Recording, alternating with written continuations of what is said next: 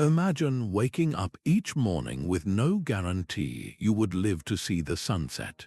Picture a world where every rustle in the forest could be a hidden threat, every change in the weather a potential catastrophe, and every stranger a possible enemy. This wasn't a nightmare. It was daily life for medieval villagers living on the frontier, far from the protection of castles or the comfort of established towns. These men, women, and children carved out an existence on the very edge of the known world, surrounded by wilderness, uncertainty, and danger. Theirs was a reality defined not by grand battles or royal intrigue, but by the quiet, grinding fear that shadowed every chore, every meal, every moment of rest.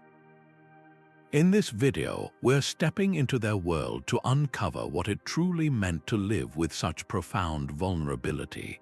We'll explore the chilling fears that haunted their every waking hour, the dread of invasion by ruthless raiders, the terror of famine stalking their fields, the superstitions that filled the dark with unseen menace. This isn't just a history lesson. It's a journey into the hearts and minds of people who faced down uncertainty with raw courage and fragile hope.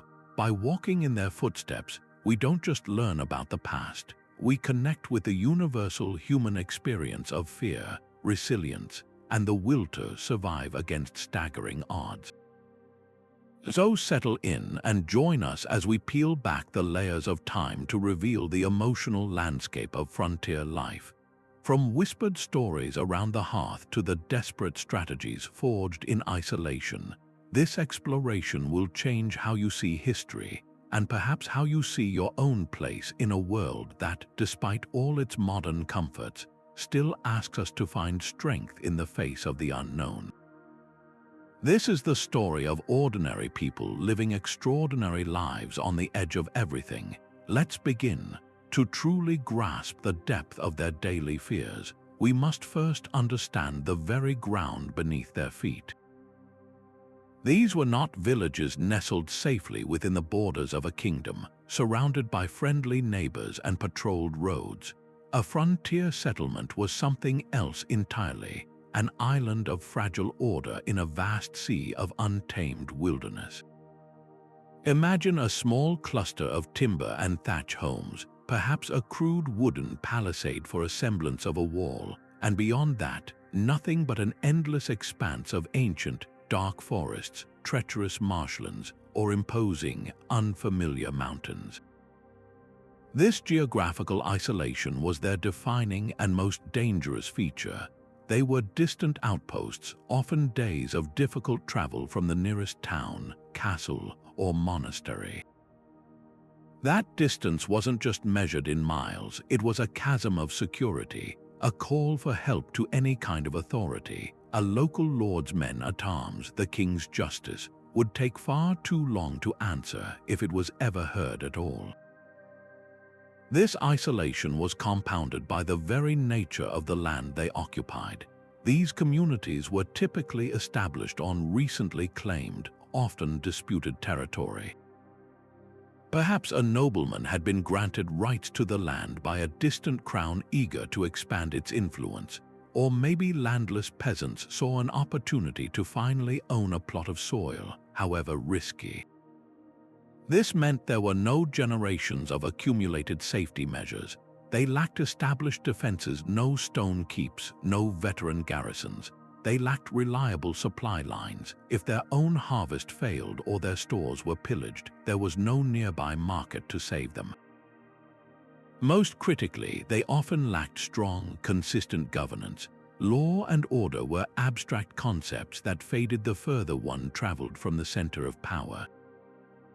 A village might have a headman, but his authority was limited to the strength of his own arm and the respect of his neighbors.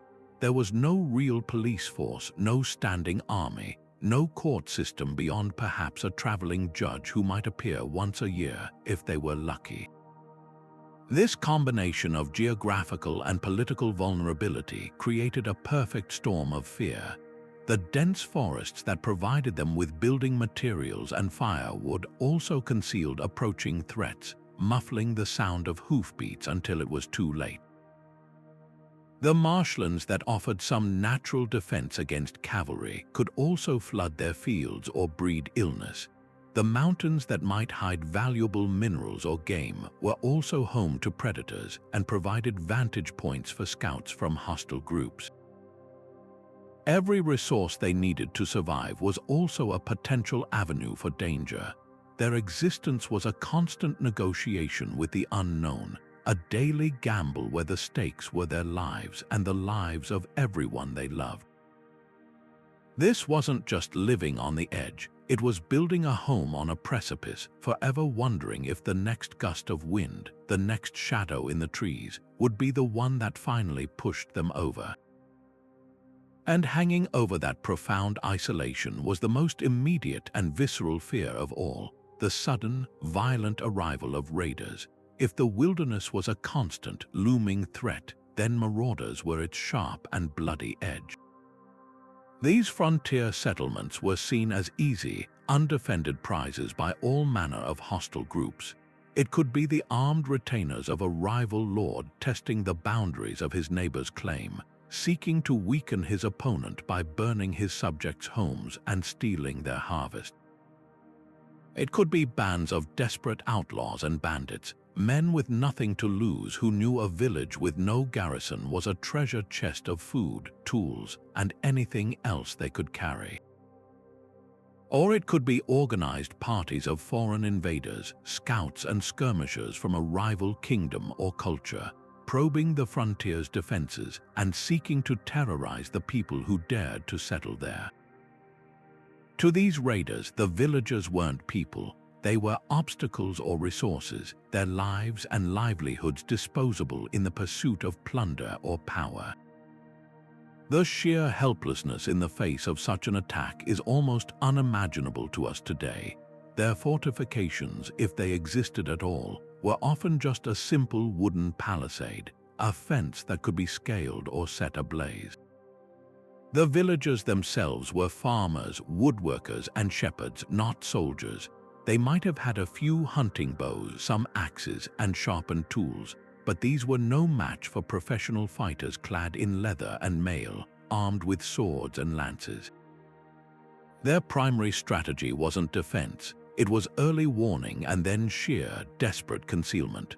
Lookouts, often young boys with sharp eyes and fast legs, would be posted in high trees or on distant hilltops, their only job to raise the alarm at the first sign of dust on the horizon or the glint of metal in the sun.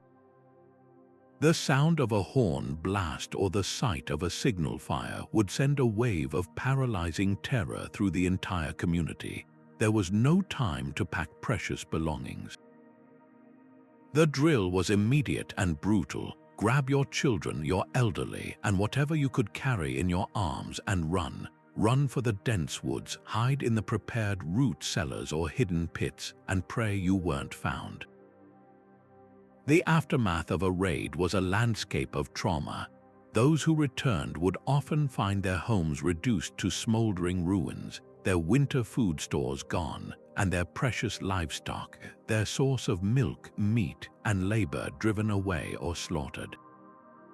But the deepest wounds were the human ones. Stories and songs passed down through generations told of families torn apart, of those too slow to escape being killed or captured, dragged away into an unknown and terrifying fate to be ransomed or sold. These weren't abstract historical events. They were personal, community-shattering tragedies that lived on in memory, told and retold to reinforce the ever-present danger.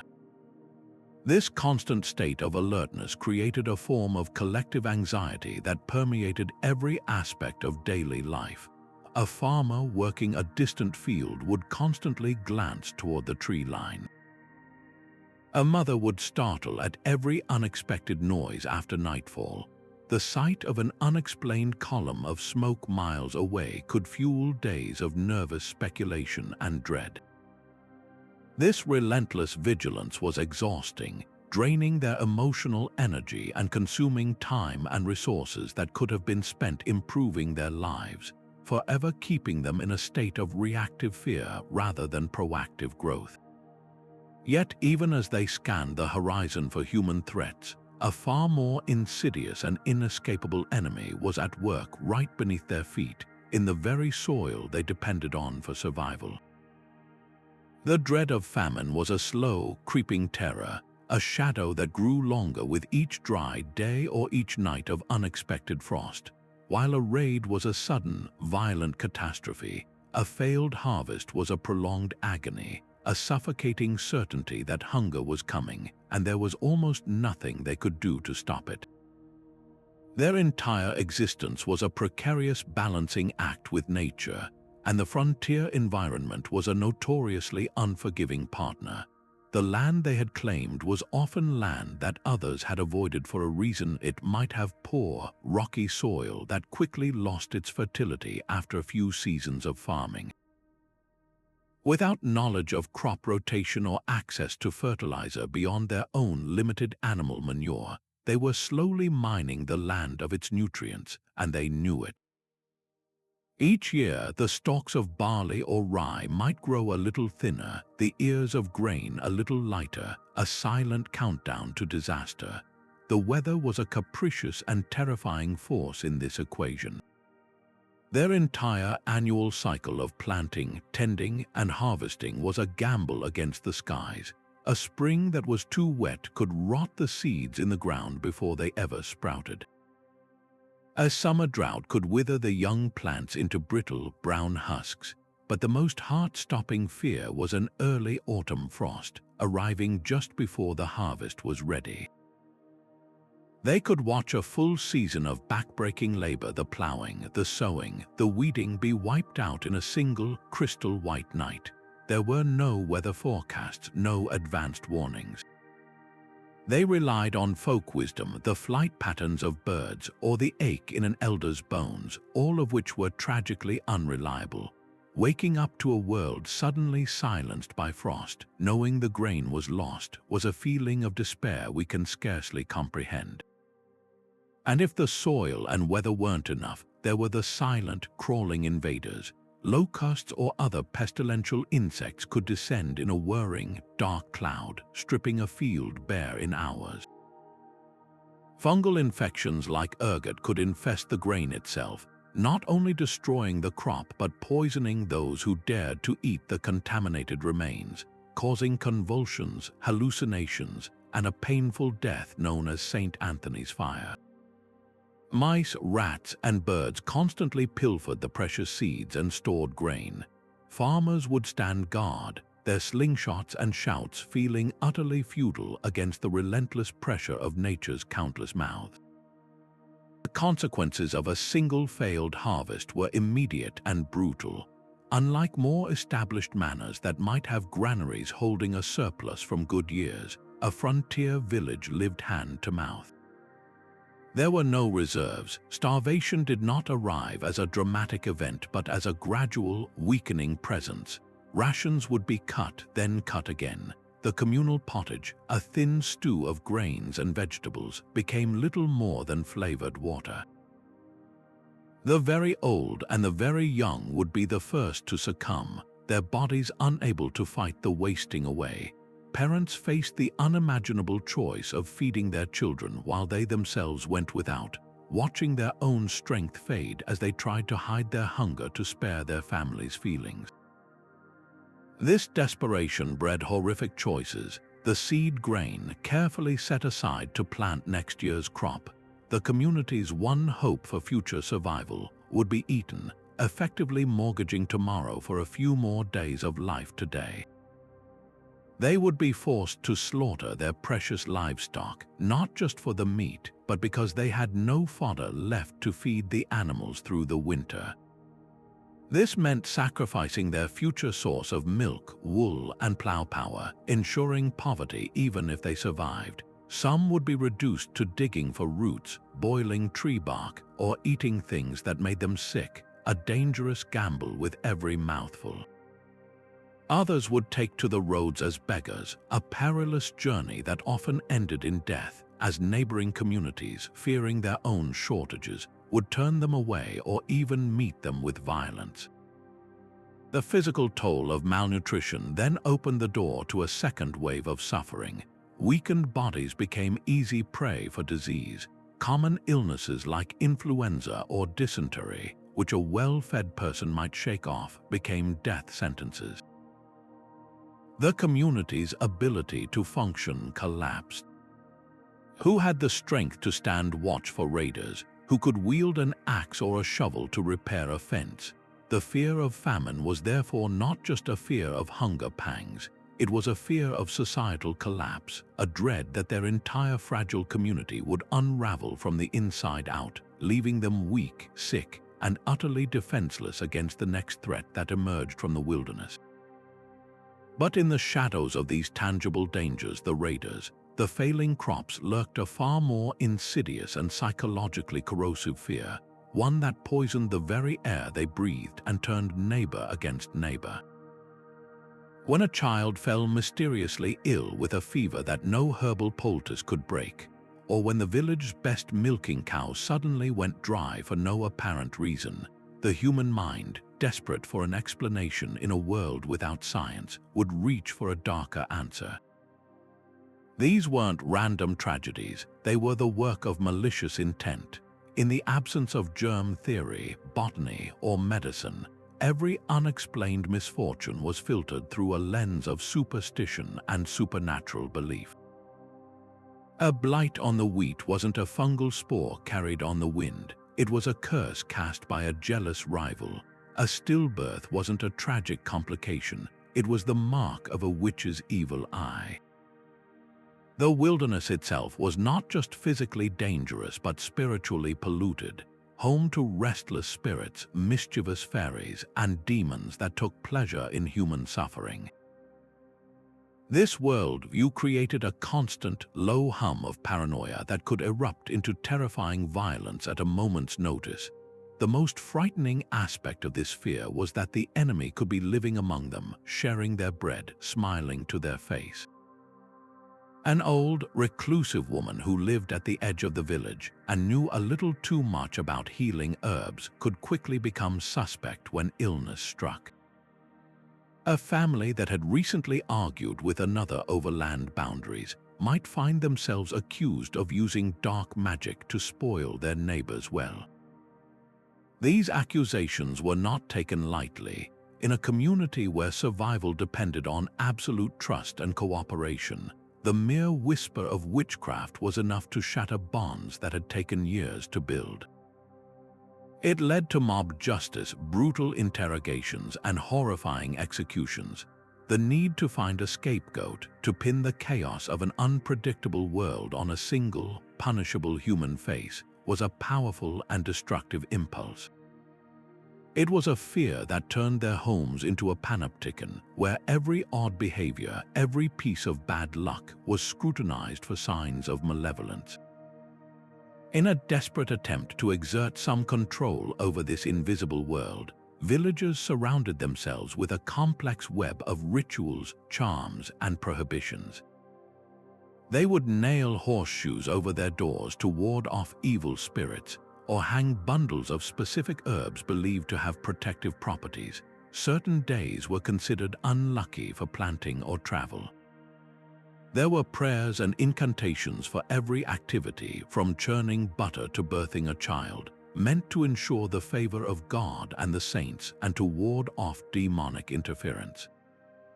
While these practices offered a crucial psychological comfort, a sense of doing something in the face of the unknown, they were a flimsy shield against real disaster. A prayer might make a farmer feel better as he sowed his field, but it couldn't stop a hailstorm. A protective charm on the crib might ease a parent's anxiety, but it was powerless against measles. This created a terrible cycle. When the charm inevitably failed, the fear only deepened, and the search for a supernatural cause and a human agent to blame became even more frantic. This pervasive dread of the unseen was perhaps the most psychologically exhausting fear of all because it had no borders and no cure. You couldn't build a wall high enough to keep out a curse. You couldn't post a lookout to spot a demon. It was a fear that lived inside their minds, fed by the very isolation and ignorance that defined their existence. It forced them to be suspicious of their own environment and, most tragically, of each other, constantly eroding the communal trust that was their greatest asset for survival. In trying to protect themselves from phantoms, they often inflicted the most real and lasting wounds upon themselves. While the threats of raiders, famine, and unseen curses preyed on the mind, the dangers of the frontier were not always supernatural or even human. The wilderness itself was alive with very real, very physical predators whose instincts saw the village and its inhabitants not as a community, but as a potential source of food. The ancient forests and untamed mountains surrounding these settlements were not empty. They were the well-established territories of large carnivores and aggressive herbivores for whom a stray sheep or an unaccompanied child was simply part of the natural order. For a medieval villager, a journey into the woods to gather firewood or to pasture animals on the outskirts was not a simple chore. It was a calculated risk, a venture into a realm where they were no longer at the top of the food chain. Wolves were perhaps the most iconic and feared of these predators. More than just solitary hunters, they operated in coordinated packs, their intelligence and teamwork making them a formidable threat. Their haunting howls, echoing through the forest at dusk, were not mere background noise but a chilling proclamation of territory, a sound that sent shivers down the spine of even the bravest soul and sent mothers rushing to call their children indoors. A pack could easily isolate a lone cow or sheep from the herd, working together to bring it down with terrifying efficiency, but their threat wasn't limited to livestock. There are numerous accounts from medieval chronicles of wolf attacks on people, particularly during harsh winters when their usual prey was scarce. A woodsman caught alone, a child wandering too far from the cottage door, or an elderly person moving slowly, all could become targets. The fear was so pervasive that it seeped into their folklore, giving rise to tales of werewolves, blurring the line between the natural beast and a supernatural monster, each story reinforcing the very real terror these animals inspired. Yet a lone wolf might be preferable to encountering a bear, especially a sow with cubs. Bears were the undisputed giants of the European forest, creatures of immense strength and surprising speed. Unlike wolves, a bear rarely needed a pack. A single individual was more than capable of devastating a homestead. They were notoriously opportunistic and possessed an incredible sense of smell, drawn from miles away by the scent of food, be it stored grain, smoked meat, or even beehives kept for precious honey. A bear stumbling into a village, particularly under the cover of night, was a force of nature. It could tear through a flimsy wooden shed or stable as if it were made of twigs, killing multiple animals in a single frenzied attack, not just for food but out of sheer panic or aggression. A direct confrontation with a bear was almost always fatal for a human armed with nothing more than a spear or an axe. These encounters left behind a trail of utter destruction, a brutal reminder of how fragile their man-made world was against the raw power of the wild.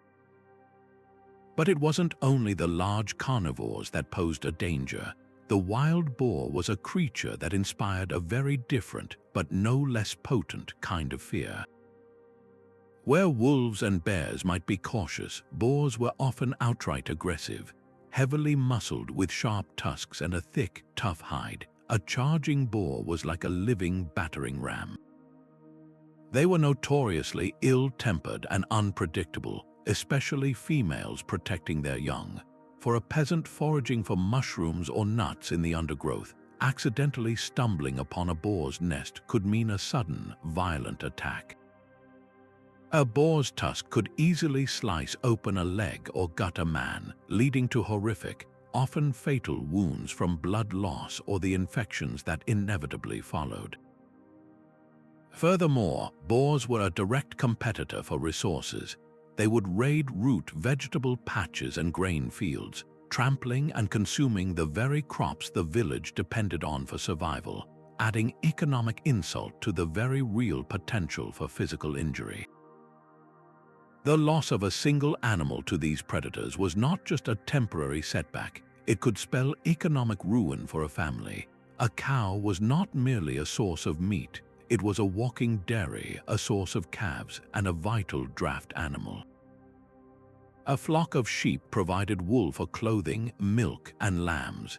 Each animal represented a significant investment of time and resources, a cornerstone of a family's livelihood. To have that investment torn apart by wolves or crushed by a bear was a catastrophic financial blow from which some might never recover. It meant less food on the table, no wool to trade for essential goods, and a loss of valuable manure to fertilize the fields, creating a downward spiral of poverty and vulnerability. This constant threat shaped their daily routines and their very landscape. Pastures were kept as close to the village center as possible, and children tasked with herding were instructed to stay vigilant and within earshot. The forest's edge, that liminal space between the ordered world of the village and the chaotic wild, was viewed with a mixture of necessity and deep apprehension. It provided them with everything wood, game, forage, but it also hid everything that wanted to prey upon them. Every foray into that green darkness was undertaken with a conscious awareness of the danger, a tension that never truly faded. The howls in the night, the overturned earth from a boar's rooting, the occasional discovery of massive bear tracks near the stream, these were not anomalies. They were the regular reminders that their hold on civilization was tenuous, and that the wild, with all its sharp teeth and claws, was always just a few steps beyond the feeble light of their hearts. Even as they guarded against the claws and teeth of the wilderness, a far more insidious and invisible enemy was already living among them, one that respected no palisade and could strike down the strongest warrior as easily as a newborn babe. The specter of disease and pestilence was a terror unlike any other because it was utterly inescapable, a silent killer that moved through the very air they breathed and the water they drank. In a world without microscopes or the very concept of germs, illness was a profound and terrifying mystery. A simple cut from a farming tool, a bout of what we might now call the common cold, or a case of food poisoning could swiftly escalate into an agonizing and fatal condition. Their bodies, often weakened by the constant struggle for adequate nutrition, had few reserves to fight off infection. There were no antibiotics, no antivirals, no understanding of sterilization. The line between a minor ailment and a death sentence was terrifyingly thin. This vulnerability was magnified exponentially by the very conditions of their daily lives. Sanitation was a concept of the distant future. Human and animal waste often mingled near living quarters, contaminating the groundwater and the communal well, the source of all their drinking, cooking, and cleaning water. Homes were cramped, dark, and poorly ventilated with entire families, and often their livestock sleeping in a single room. This created a perfect breeding ground for contagion. When one person fell ill, it was almost impossible to prevent the sickness from spreading to everyone else under the same roof, and then to the neighbors just a few feet away. There was no concept of quarantine in the modern sense. By the time a family realized they were dealing with something serious, it had often already jumped to the next household. This environment meant that when a true epidemic arrived, it didn't just visit the village, it consumed it. The most feared of all was the plague, the Black Death that had carved its way through Europe in waves, leaving a scar on the collective memory so deep that its mention alone could induce panic. But even without the plague, other diseases were constant and deadly companions. Dysentery, known as the bloody flux, would sweep through a community, dehydrating and killing its victims through relentless diarrhea, often spread by the contaminated water supply. Influenza could arrive with the changing seasons, and while it might put a healthy person in bed for a week, it could ravage a malnourished population, its fever and congestion quickly turning into fatal pneumonia. Measles and smallpox were particularly cruel scourges for children, often wiping out an entire generation of a village youth in a single, horrific season. The helplessness in the face of such suffering was perhaps the most corrosive aspect of this fear. There was little anyone could actually do. Local healers and wise women might have a deep knowledge of herbal remedies, willow bark for pain and fever, honey for wounds, various poultices for inflammation, and their skills provided crucial comfort. But against a virulent epidemic, these treatments were hopelessly outmatched. People could only watch as their loved ones shivered with fever, broke out in horrific rashes, or coughed themselves to exhaustion, their efforts limited to providing water, wiping brows, and offering prayers. The sound of relentless coughing from a nearby cottage, or the sight of a crude cross made of twigs hastily placed on a door to mark sickness within, cast a pall of dread over the entire settlement. This profound lack of control led to a desperate search for explanations and cures, often intertwining with their supernatural fears. Some believed disease was carried by foul odors or miasma, rising from swamps and refuse. Others saw it as a punishment from God for collective sin, leading to outbreaks of public penance and prayer. Sometimes the fear was directed outward, blaming travelers or outsiders for bringing the poisoned air with them, leading to them being driven away or worse. The few measures they could take, like isolating the sick in a remote hut or burning the belongings of the deceased, were acts of desperation born of terror, not understanding. They lived with a constant, gnawing anxiety that a simple headache or a slight chill could be the first sign of a death sentence, and that a single coughing stranger could unwittingly bring an invisible fire that would burn their entire world to the ground. And this profound physical vulnerability was compounded by a deeper, more haunting anxiety, the sheer, crushing weight of their isolation. For these frontier villagers, the vast distance separating them from the nearest town or castle wasn't just an inconvenience on a map. It was a yawning chasm of solitude that defined their existence and magnified every other fear they faced. Imagine a community so remote that the arrival of a traveling merchant or a messenger from the Lord's court was a major event, talked about for weeks. Now imagine that same community during a brutal winter blizzard, when the narrow, muddy track that served as their lifeline to the world is buried under 6 feet of snow, completely impassable for months. Or picture the spring thaw when that same path turns into a treacherous river of mud, swallowing carts and mules whole. They weren't just living at the edge of the wilderness. They were one bad storm or one washed-out bridge away from being completely severed from humanity. This isolation was a double-edged sword. On one hand, it forged an incredible spirit of self-reliance and tight-knit community. They had to depend on each other for everything, from building a new barn to delivering a baby. They became their own doctors, their own blacksmiths, their own defenders. But on the other hand, this self-sufficiency was born from necessity, and it came with the terrifying knowledge that in a true crisis, they were utterly on their own. If a house caught fire, there was no neighboring village bucket brigade to call upon. If a man suffered a compound fracture from a falling tree, there was no skilled surgeon a quick ride away. They had to set the bone themselves with whatever crude knowledge they possessed, praying it wouldn't become infected.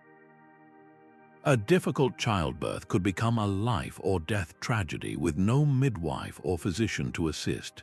every accident, every illness was potentially catastrophic because the specialized help that could save a life was simply beyond reach. This extended beyond medical emergencies to the very basics of survival. A failed harvest meant starvation because there were no reliable trade routes to bring in emergency grain. If their iron plowshare broke during the critical planting season, they couldn't simply send for a new one from the town blacksmith. They had to make do or attempt a difficult and time-consuming repair themselves, potentially missing the narrow window for sowing. Their entire economy was a closed loop, and if one part of that loop failed, the entire system threatened to collapse. A raid that stole their livestock wasn't just a loss of animals, it was a loss of their ability to plow fields for the next season, a loss of wool for clothing, and a loss of manure for fertilizer, creating a domino effect of deprivation that could last for years. But perhaps the most corrosive aspect of this isolation was the psychological burden, the quiet, gnawing fear of being forgotten. In the great halls of distant lords or in the bustling markets of crowded towns, their little village was likely just a name on a tax roll, if it was thought of at all. They knew that their struggles, their losses, their very existence mattered little to the powers that were supposed to protect them. A lord might raise an army to avenge an insult from a rival noble, but would he send his knights to chase down the bandits who had been preying on a remote settlement for months? Probably not. The thought that no one was coming, that no cavalry would crest the hill at the last moment to save them, was a sobering and ever-present reality. It was a feeling of profound vulnerability, a sense that they were a tiny, flickering flame in a vast, dark wilderness, and that a single strong gust of wind could extinguish them forever, with no one even noticing they were gone. This wasn't just a fear of physical danger, it was the existential dread of irrelevance, the terrifying possibility that their entire lives of struggle and endurance would simply vanish without a trace. Amidst the fears of nature and the supernatural, the villagers on the frontier also faced a profoundly human and morally complex terror, the presence of people who were already there. These were not empty lands they had settled, they were ancient homelands, hunting grounds, and sacred spaces for indigenous groups who viewed the newcomers not as pioneers but as invaders. This created a dynamic of fear and hostility that was far more nuanced than simple warfare. For the settler, every unfamiliar footprint near the stream, every broken branch in a pattern they didn't recognize, was a potential sign of being watched, of an impending attack they could not predict. They lived with a constant, low-grade anxiety of retaliation, a fear that was often justified by their own actions, as their very presence clearing forests for fields, fencing off meadows, diverting streams, was an act of displacement that threatened the survival and way of life of the land's original inhabitants. The roots of this conflict were almost always found in a brutal competition for the same essential resources.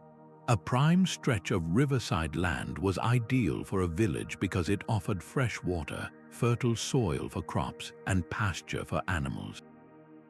For the same exact reasons, it had likely been a valued fishing spot, a seasonal gathering place, or a critical hunting ground for generations of indigenous people. When the settlers felled trees to build their homes, they were destroying habitat for game animals.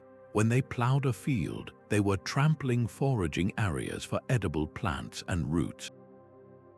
When they built a weir across a stream to power a mill, they could disrupt fish migration patterns. From the settlers' perspective, they were improving the land, carving order from chaos.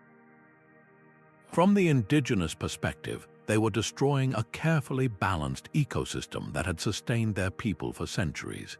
This fundamental clash of worldviews, one seeing land as something to be owned and cultivated, the other seeing it as a shared, living relation to be used sustainably, made mutual understanding nearly impossible. Each group saw the other as a reckless and dangerous threat to their very survival. This environment was a fertile ground for tragic misunderstandings that could spiral quickly into violence. A settler might see a group of indigenous hunters moving through what he now considered his field and interpret it as a scouting party for a raid, leading to a panicked, preemptive attack. Conversely, an indigenous hunting party might see livestock like pigs or sheep, animals not native to the region, grazing in a forest clearing, and treat them as any other game, leading to the death of animals the settler family viewed as their vital property and wealth. A simple gesture of greeting or a custom meant to show respect in one culture could be interpreted as a grave insult or a threat in the other. Without a shared language or any cultural interpreters, every encounter was fraught with the potential for catastrophic error. A moment of confusion, fear, or misplaced aggression could shatter months of fragile, non-existent peace and ignite a cycle of revenge killings that could last for generations. For the villagers, this meant the wilderness was not only physically dangerous but also intelligently hostile. They couldn't learn its patterns because the most dangerous element within it was another human being with their own strategies, knowledge, and motivations. An indigenous warrior, intimately familiar with every deer trail and hidden canyon, could move with a stealth and speed that seemed supernatural to the settlers. An ambush could come from anywhere at any time with no warning. This forced the villagers into a state of perpetual defensive posture. Sentries had to be doubled, children were forbidden from wandering too far, and any journey beyond the palisade, even to tend a nearby field, was undertaken with weapons in hand and a constant, nervous scanning of the tree line. The psychological toll was immense. It was exhausting to live in a place where you were always a stranger, always an outsider, and always a potential target. They were living on land that never truly felt like their own because they knew in their hearts that someone else still claimed it. Yet, to only frame this as a story of settlers fearing indigenous attacks is to miss the profound moral anguish that often simmered beneath the surface. These were not cartoonish villains. They were ordinary, frightened people, many of whom were themselves victims of poverty and oppression, who had been pushed onto this contested land by distant lords or desperate circumstances. Some among them must have felt a deep unease about taking what was not theirs. They might trade with a nearby band, experiencing moments of cautious cooperation, only to be ordered by their feudal lord to drive those same people away to make room for more settlers. They might hear stories passed through whispers of broken treaties or promises made by their own leaders and then broken. This created an internal conflict, a quiet shame that mingled with their fear. They were terrified of the people they were displacing, but that terror was sometimes tinged with a recognition of their own role in creating the very danger they now faced. Their fear was not just of physical harm, but of the judgment of history and God, a dread that their struggle for survival was costing someone else theirs. This moral ambiguity left scars on the community's soul that were far deeper and more lasting than any physical wound. And if the dangers posed by other people felt complex and morally fraught, the threat from the sky and the earth was terrifyingly simple and utterly indiscriminate. The weather was an absolute monarch, a capricious and all-powerful force that demanded constant obedience and offered no explanations for its wrath. For villagers living in flimsy structures of wood, wattle, and daub, with roofs of thatch that could be torn away like paper, a severe storm was not an inconvenience, it was a direct assault on their very shelter. A summer hailstorm arriving with little warning from an otherwise clear sky could be a scene of biblical devastation. Hailstones the size of chicken eggs would pound down, not just denting roofs but smashing through them, tearing holes in the thatch that would then let in the driving rain that followed. Inside the cottage, the family would huddle together, watching their few precious possessions, a straw mattress, a wooden chest, a sack of grain, get soaked and ruined. But the true catastrophe was outside. In a matter of minutes, a field of nearly ripe barley or wheat, representing months of backbreaking labor and the promise of winter bread, could be beaten into the mud, the stalks shattered and the precious grain scattered and lost. A single, furious hour could undo an entire season's work, pushing the community instantly to the brink of the famine they so desperately feared. The terror of water was a dual menace. In the spring, the melting snow from distant mountains combined with weeks of relentless rain could transform the gentle stream that provided their water into a raging, brown torrent. Floodwaters would spill over the banks, swallowing the low-lying fields where they grew their vegetables and submerging the pastureland. Their homes, often built on the only slightly higher ground available, could have their floors turned to cold, sucking mud, ruining stored food and damaging the very structure of the building. Worse still, a severe flood could wipe out the fish they relied on for protein and scour away the fertile topsoil that made farming possible, leaving behind a barren wasteland of gravel and sand. Conversely, the absence of water was just as deadly. A prolonged drought would see that same life-giving stream shrink to a trickle, then to a series of stagnant, muddy pools. The crops in the field would wilt under the relentless sun, their leaves curling and turning brown, the soil cracking into a hard, baked mosaic of despair. The village well, their last defense, might run dry, forcing desperate journeys to distant water sources and rationing every precious cup. The animals would grow thin and listless, their milk drying up, and the constant, gritty dust would coat everything, getting into food, lungs, and eyes, a constant physical reminder of the slow, suffocating death that drought brought. Then came the winter, a season that transformed their world into a beautiful but lethal prison. A blizzard did not just mean a day of being snowed in. It could mean being completely cut off from the outside world for weeks or even months.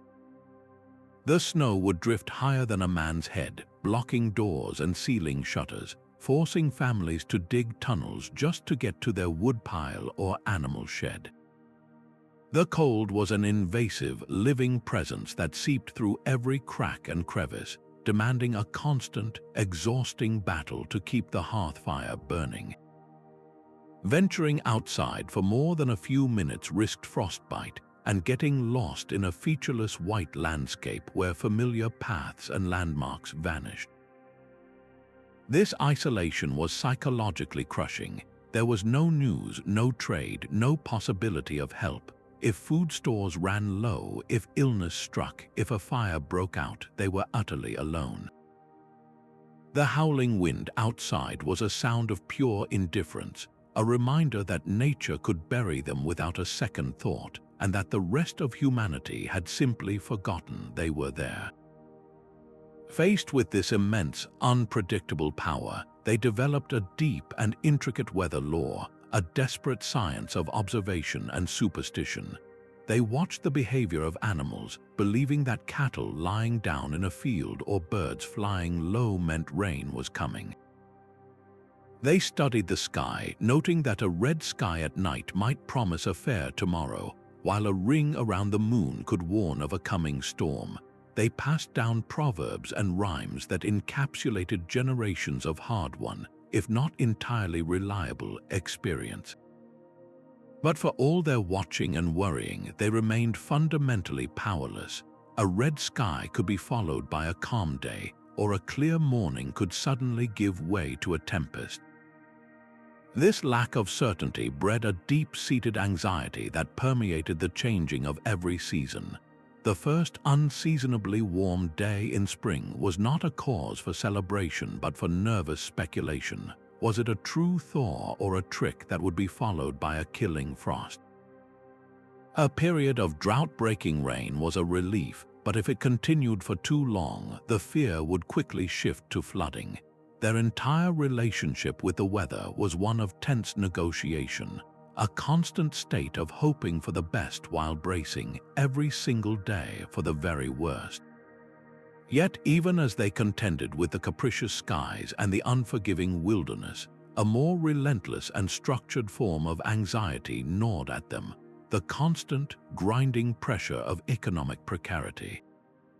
For these frontier families, wealth was not measured in coins or luxury, but in a precarious balance of calories and security, a ledger where a single entry of misfortune could plunge them into a pit of debt from which they might never escape.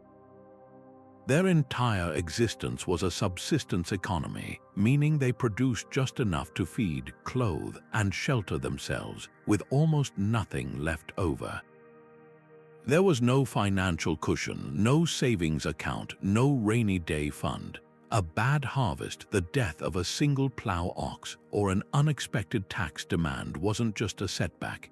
It was a direct threat to their very survival, a potential death sentence delivered not by a blade or a plague, but by the slow, agonizing crush of poverty. The land they worked so desperately to tame was rarely truly theirs. Most were tenants, owing rent and a share of their harvest, often as much as a third or even half, to a distant lord or an absentee landowner who viewed them not as people, but as a source of revenue. This feudal arrangement meant that even in a good year, a significant portion of their labor was immediately siphoned away before their own family's needs were met. The fear of falling behind on these obligations was a constant specter. A greedy or impatient lord, or more commonly, his local steward, possessed the power to seize their land, their tools, and their meager stores of grain for non-payment. This could happen with brutal swiftness, turning a family that had poured its blood and sweat into a plot of earth for generations into landless beggars in a single afternoon. The sight of the Lord's bailiff riding into the village was enough to knot every stomach, as his arrival rarely brought good news and often signaled a demand for more than what was fairly owed. Compounding this was the ever-present burden of taxes and tithes. Royal taxes, though often small in theory, were a fixed cost that had to be paid in coin, a substance many peasants rarely handled.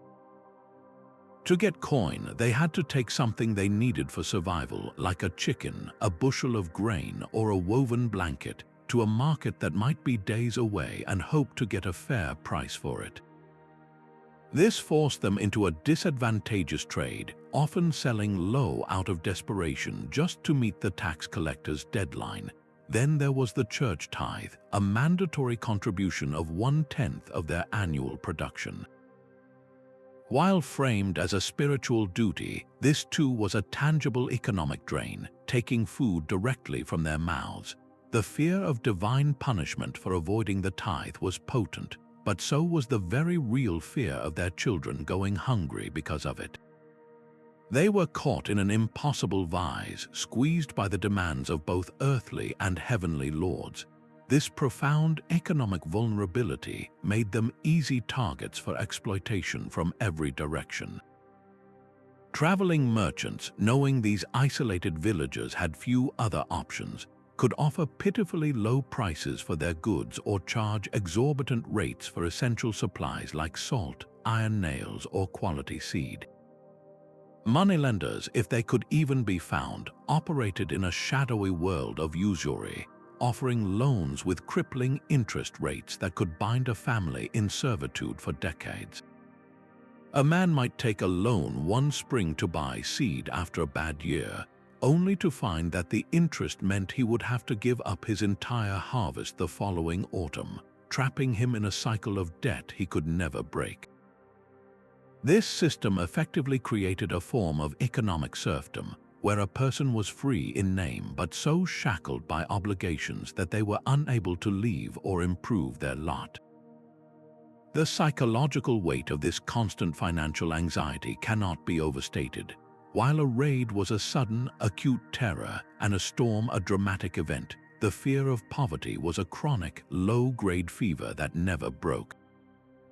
It was the quiet worry that accompanied every meal, the calculation of how many days the grain bin would last. It was the sleepless nights spent wondering if the autumn taxes would be higher than expected. It was the heartbreaking decision to sell a beloved family heirloom, a simple bronze brooch or a carved wooden bowl, just to buy a sack of flour. This struggle to simply provide the most basic necessities, a full belly, a warm cloak, a solid roof, overshadowed all other concerns.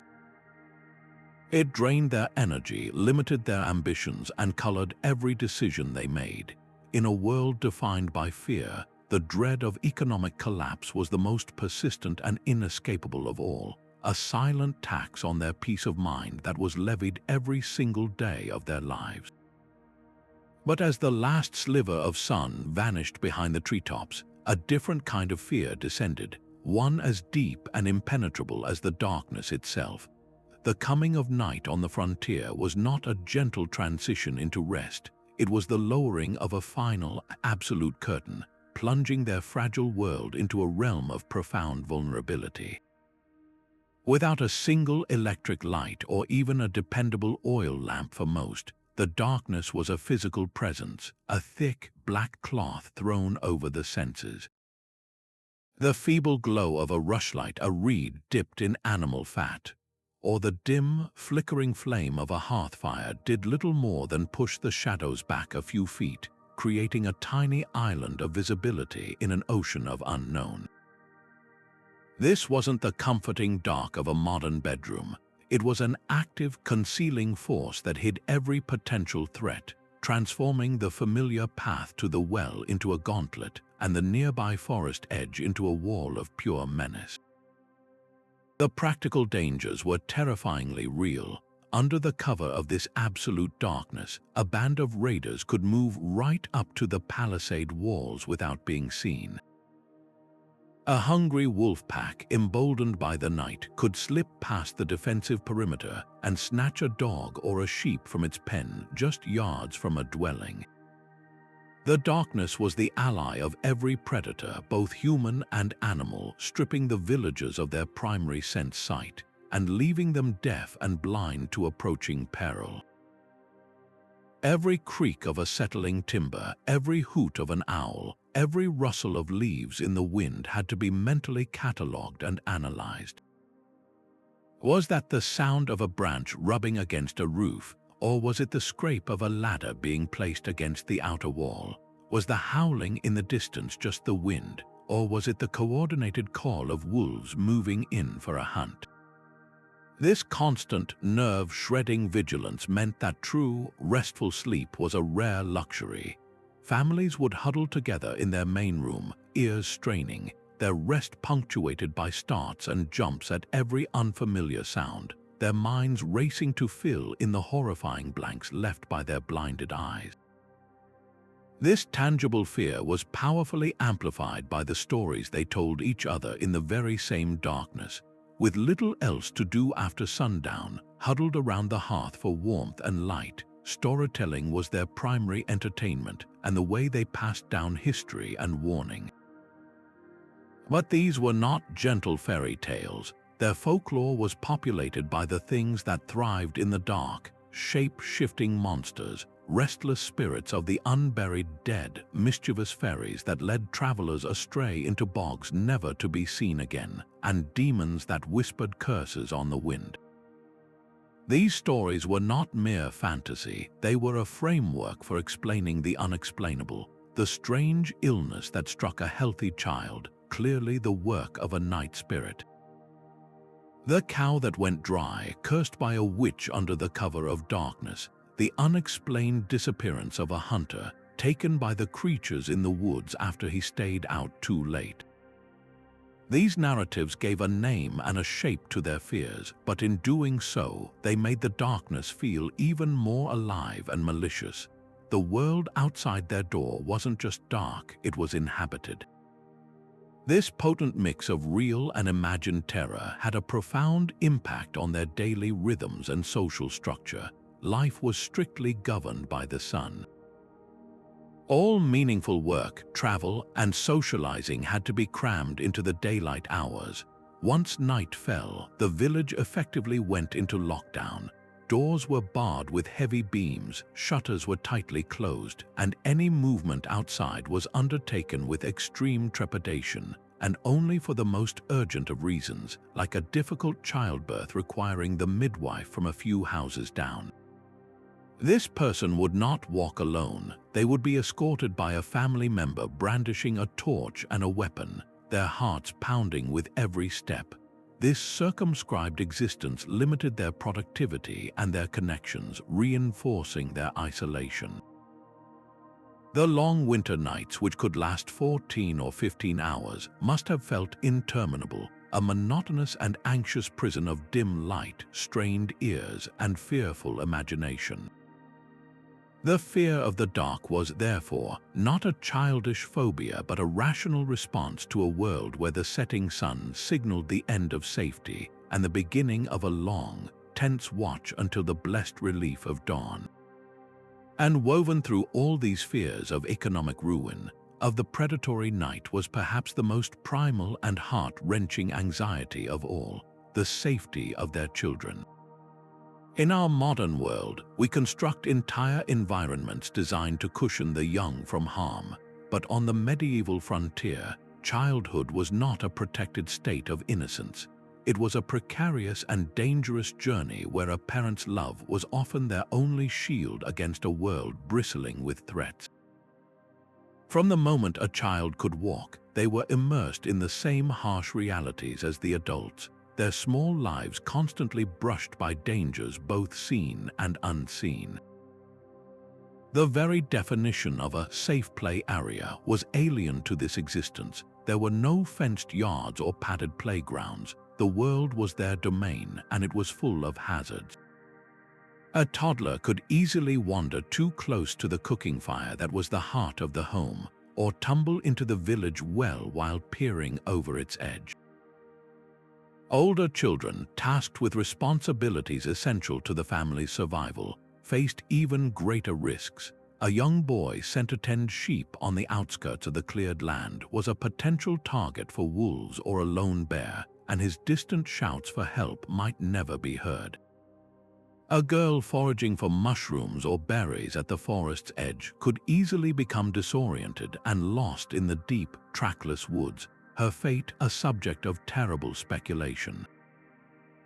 Even simple chores like fetching water from the stream carried the risk of slipping on a mossy stone and drowning in water that was scarcely knee-deep. Every day was a calculated risk, and parents had to balance the necessity of their children's labor with the ever-present dread of a terrible accident. This vulnerability was tragically reflected in the staggering rates of infant and child mortality. It was not uncommon for a family to lose half of their children before they reached the age of 10. Death from common childhood illnesses like measles, whooping cough, or even a simple fever was a frequent and crushing reality. A minor cut could become infected, leading to a fatal blood poisoning that no poultice or prayer could stop. These losses were not private griefs, they were communal wounds, a shared understanding of fragility that every family endured. The sight of a small, shrouded body being carried to the churchyard was a tableau repeated with heartbreaking regularity, a somber reminder that raising a child to adulthood was against the odds. This constant shadow of loss shaped the emotional landscape of parenthood, creating a fierce, protective love that was often tempered by a grim preparedness for tragedy. In response to this relentless anxiety, communities developed an intricate web of informal protections and shared vigilance. Parenting was not a solitary endeavor but a collective duty. Every adult in the village was expected to keep an eye on every child, to shout a warning if a little one wandered too close to the blacksmith's forge, or to quickly usher a group inside at the first sign of a stranger on the road. Older siblings were tasked with watching younger ones, a responsibility that was drilled into them from a very young age. This created a culture where children learned the boundaries of safety not through lectures, but through a constant, low-level chorus of cautions and calls from the entire community. They were taught to identify poisonous plants, to fear the deep water, to recognize the alarm calls of certain birds that might signal a predator's approach. Their education was not in reading and writing, but in survival, and the lessons were unforgiving. Yet, for all their caution, they could not bubble-wrap their children in a world that demanded their participation. A boy of 7 might be taught to handle a small knife for whittling. A girl of the same age would be expected to help mind the cooking pot over the open fire. These were necessary skills, and the risk of a minor burn or cut was accepted as part of learning to navigate a dangerous world. The goal was not to eliminate all risk, an impossible task, but to arm their children with enough knowledge and wariness to tip the odds slightly in their favor. This delicate dance, this constant negotiation between fostering independence and enforcing protection, defined the experience of childhood on the frontier. It was a world where a parent's kiss could not make a boo-boo better, but their taught vigilance might just be the thing that kept a child from wandering into the path of a wolf or drinking from a contaminated stream.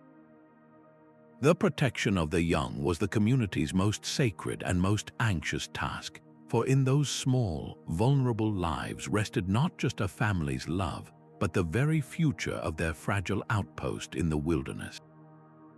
Amidst the tangible threats of hunger, predators, and violence, the villagers grappled with a fear that was perhaps the most profound of all, for it was eternal and inescapable, the fear of divine judgment.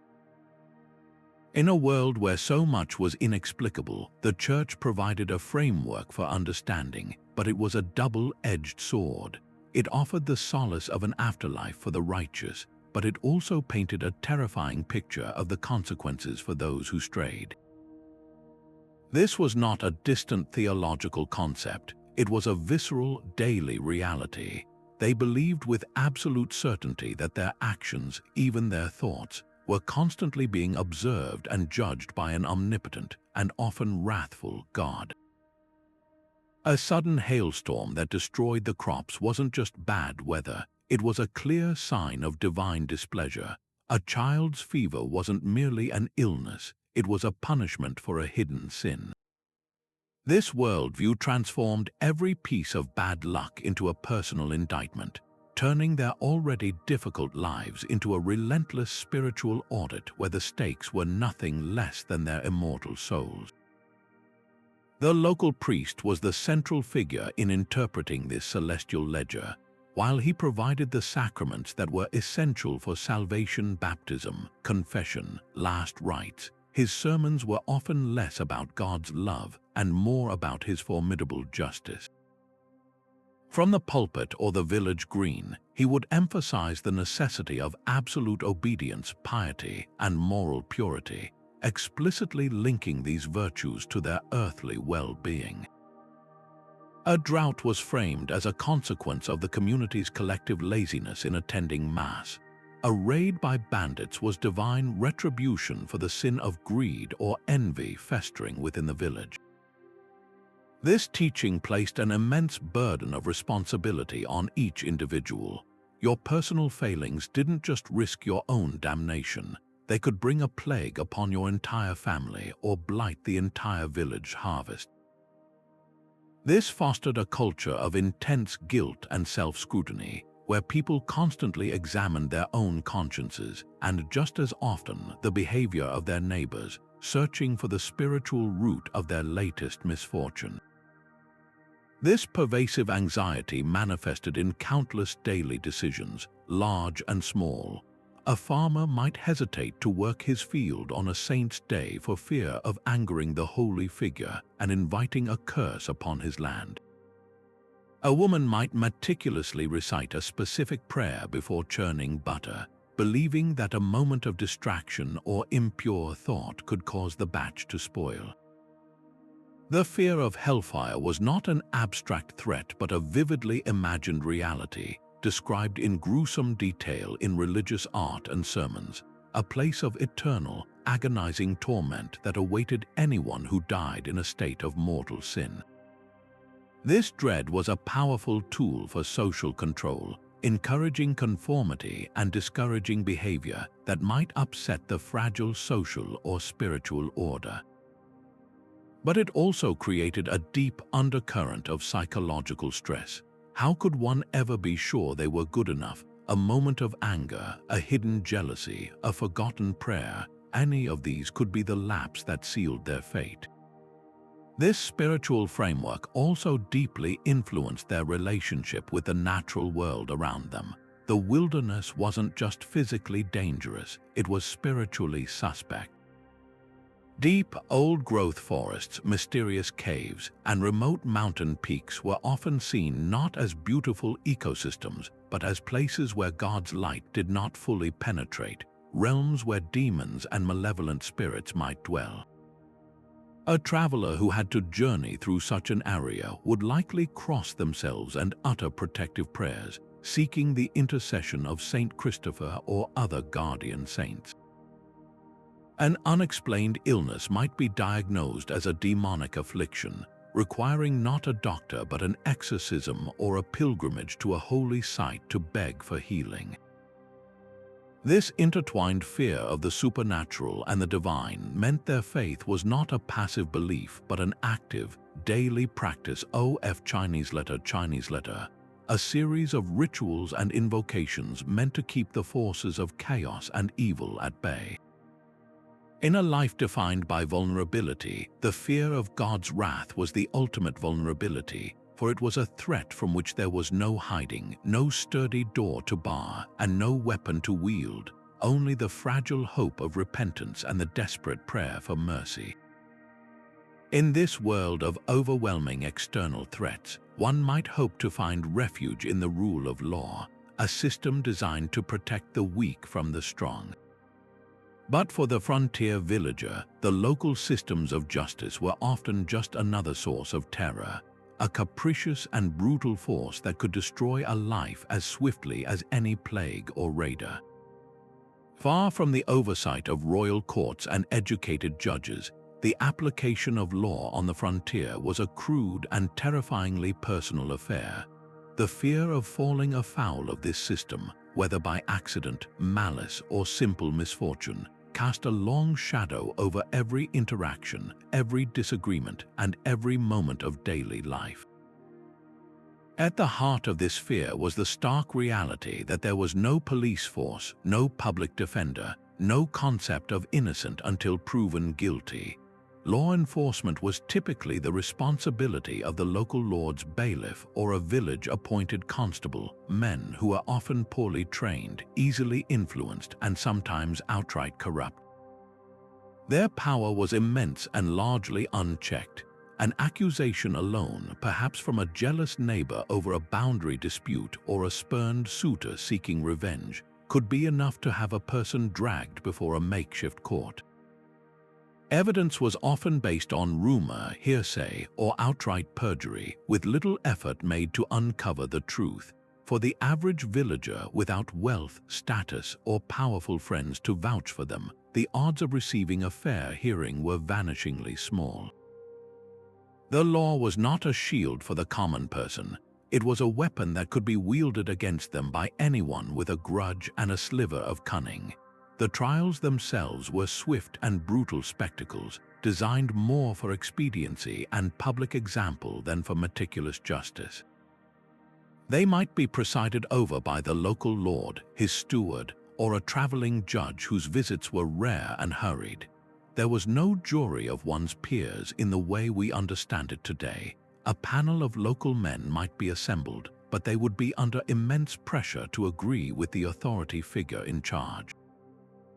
The accused had little right to a defense. They could not call expert witnesses, rarely had access to any form of legal counsel, and had to argue their case against a prosecutor who was often also the judge. The proceedings were conducted in a language often Latin or French that the accused didn't even understand, making them passive participants in their own fate. The entire process was a confusing, terrifying pageant where the outcome often felt predetermined, a foregone conclusion once the accusation had been made. And the punishments were designed to be as memorable as they were merciless. The principle of deterrence was paramount, and it was achieved through spectacular public suffering. For minor offenses like petty theft or slander, a villager might face a session in the stocks or the pillory, locked in a wooden frame in the village square to be pelted with rotten food, mud, and stones by their own neighbors. This was not just physically uncomfortable, it was a profound and humiliating social death, a branding that would follow them and their family for generations. More serious crimes brought unimaginable pain. Public floggings could strip the skin from a person's back, leaving them permanently scarred and disabled. Branding with a hot iron marked a person as a criminal for life, ensuring they would never be trusted again. For offenses deemed capital, the sentence was death, carried out with chilling efficiency by hanging from a hastily erected gallows, a grim warning to everyone who witnessed it. Perhaps the most terrifying punishment, however, was not death or physical mutilation, but the total confiscation of property. A lord or corrupt official could seize a family's land, their livestock, their home, and all their meager possessions for a wide range of alleged crimes. This sentence didn't just punish the individual, it condemned their entire family to instant, abject poverty and homelessness. A wife and children who went to sleep one night in their own home could wake the next day to find themselves utterly destitute, turned out into the wilderness with nothing but the clothes on their backs, all on the word of a single accuser and the verdict of an unfair trial. This threat of economic annihilation made people terrified to even defend their own rights, for fear that challenging a more powerful person would lead to their complete ruin. This corrupt and arbitrary system created a society governed by paranoia and silence. It taught villagers to keep their heads down, to avoid drawing attention to themselves, and to settle disputes privately without involving the authorities. A simmering argument between two families over grazing rights was better resolved through tense negotiation, or even simmering hatred than risk taking it to a court where a bribed official might strip both parties of their land. This fear of the law didn't promote order, it fostered a culture of distrust and isolation, where people were afraid to speak out against genuine injustice for fear they would become its next target.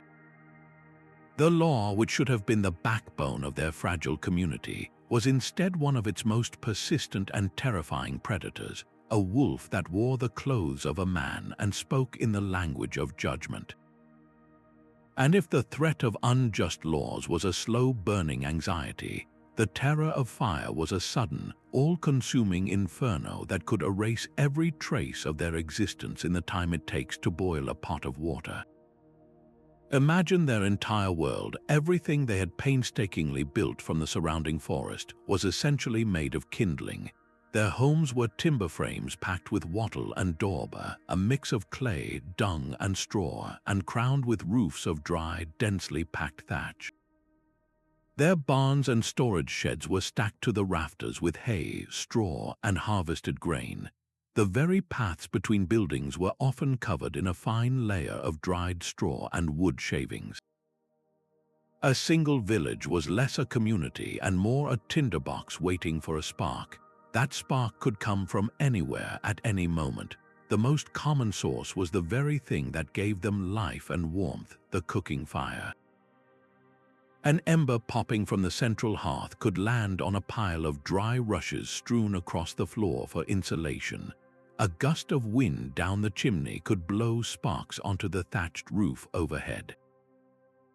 A moment of inattention, a child playing too close, a pot left to boil over.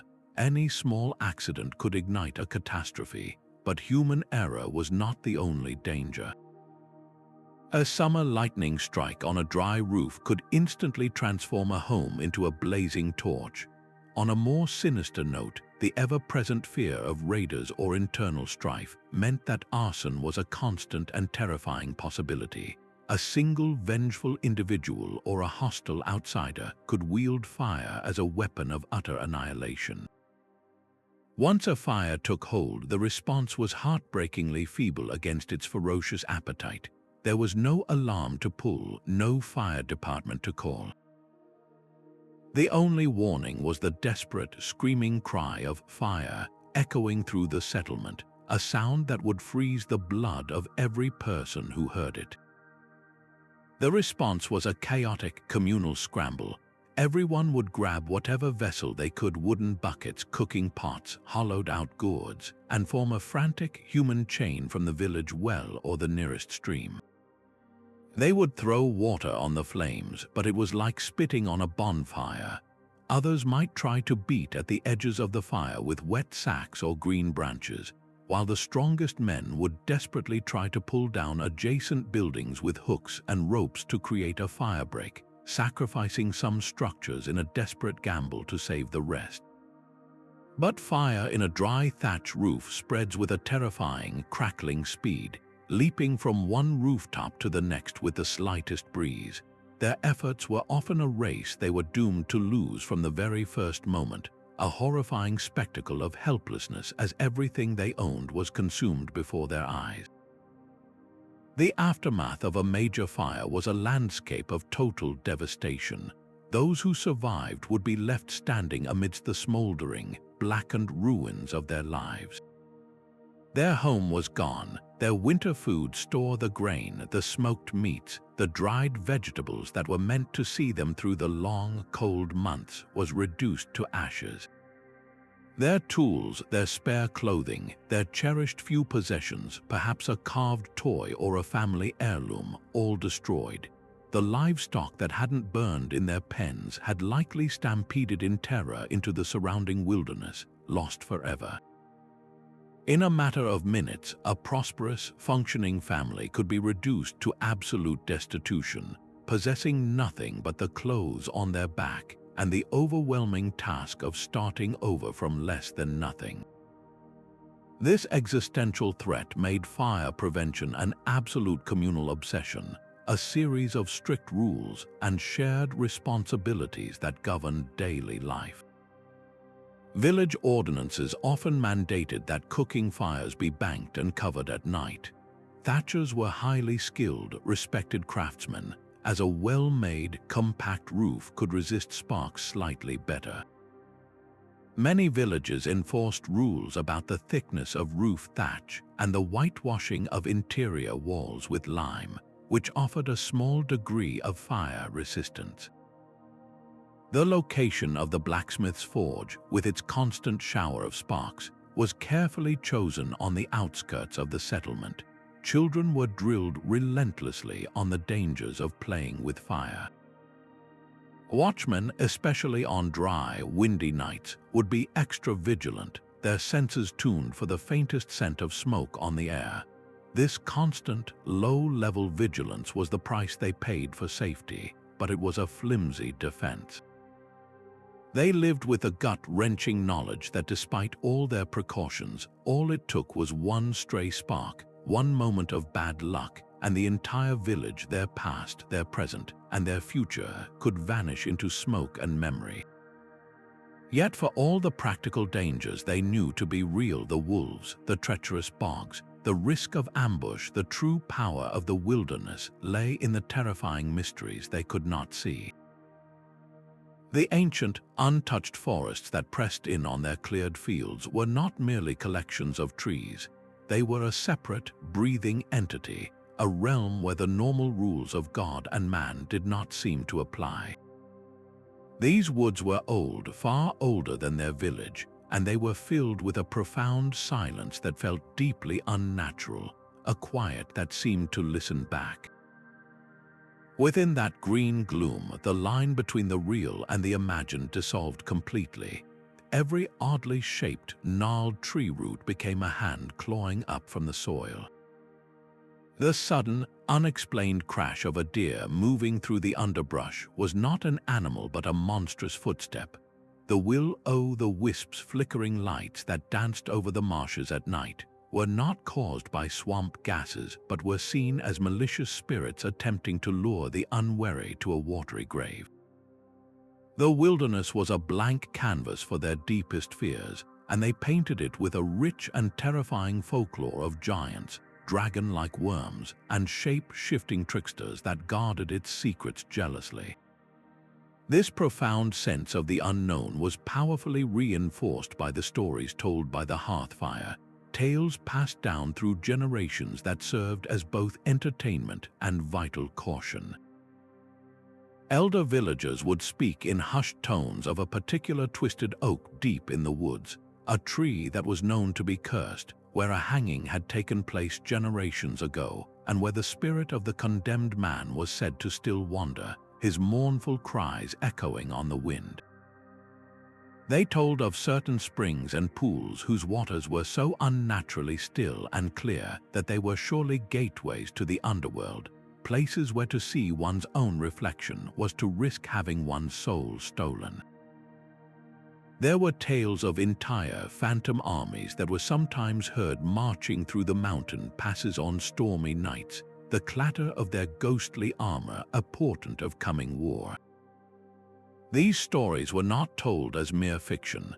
They were presented as hard-earned wisdom, a way to mark the landscape with invisible boundaries and warn the young and the reckless away from places that held very real, if unexplained, dangers.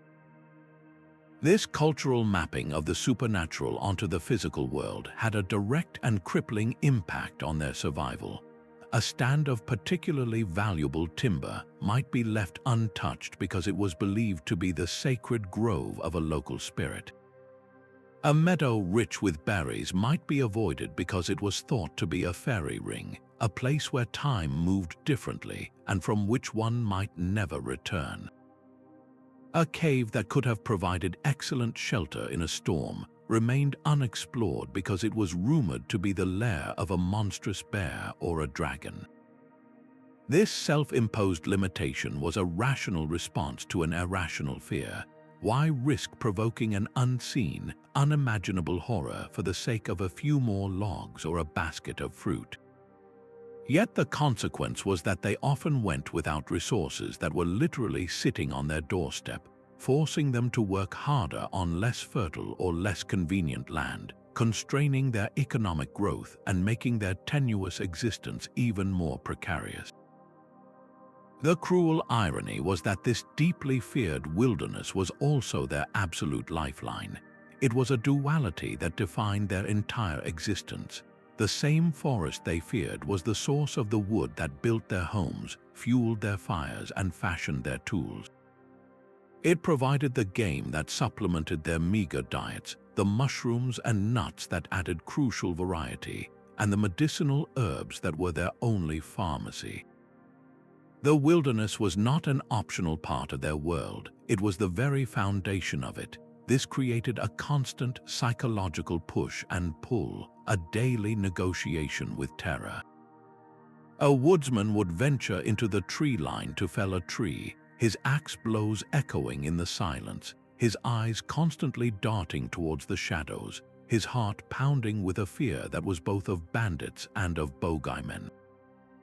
A young girl sent to collect kindling would hurry, her small bundle clutched tightly, singing a hymn under her breath, not just to keep her courage up but to ward off any evil that might be listening.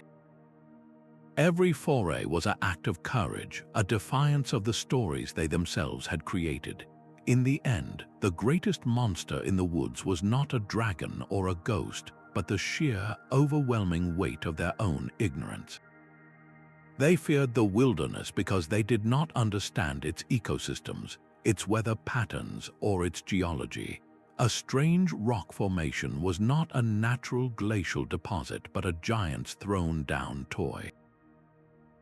The echo in a valley was not a trick of sound but the voice of a demon.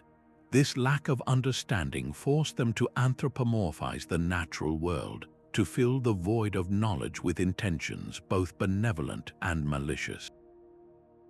The wilderness became a conscious adversary, a sentient force that had to be appeased, tricked, or bravely confronted.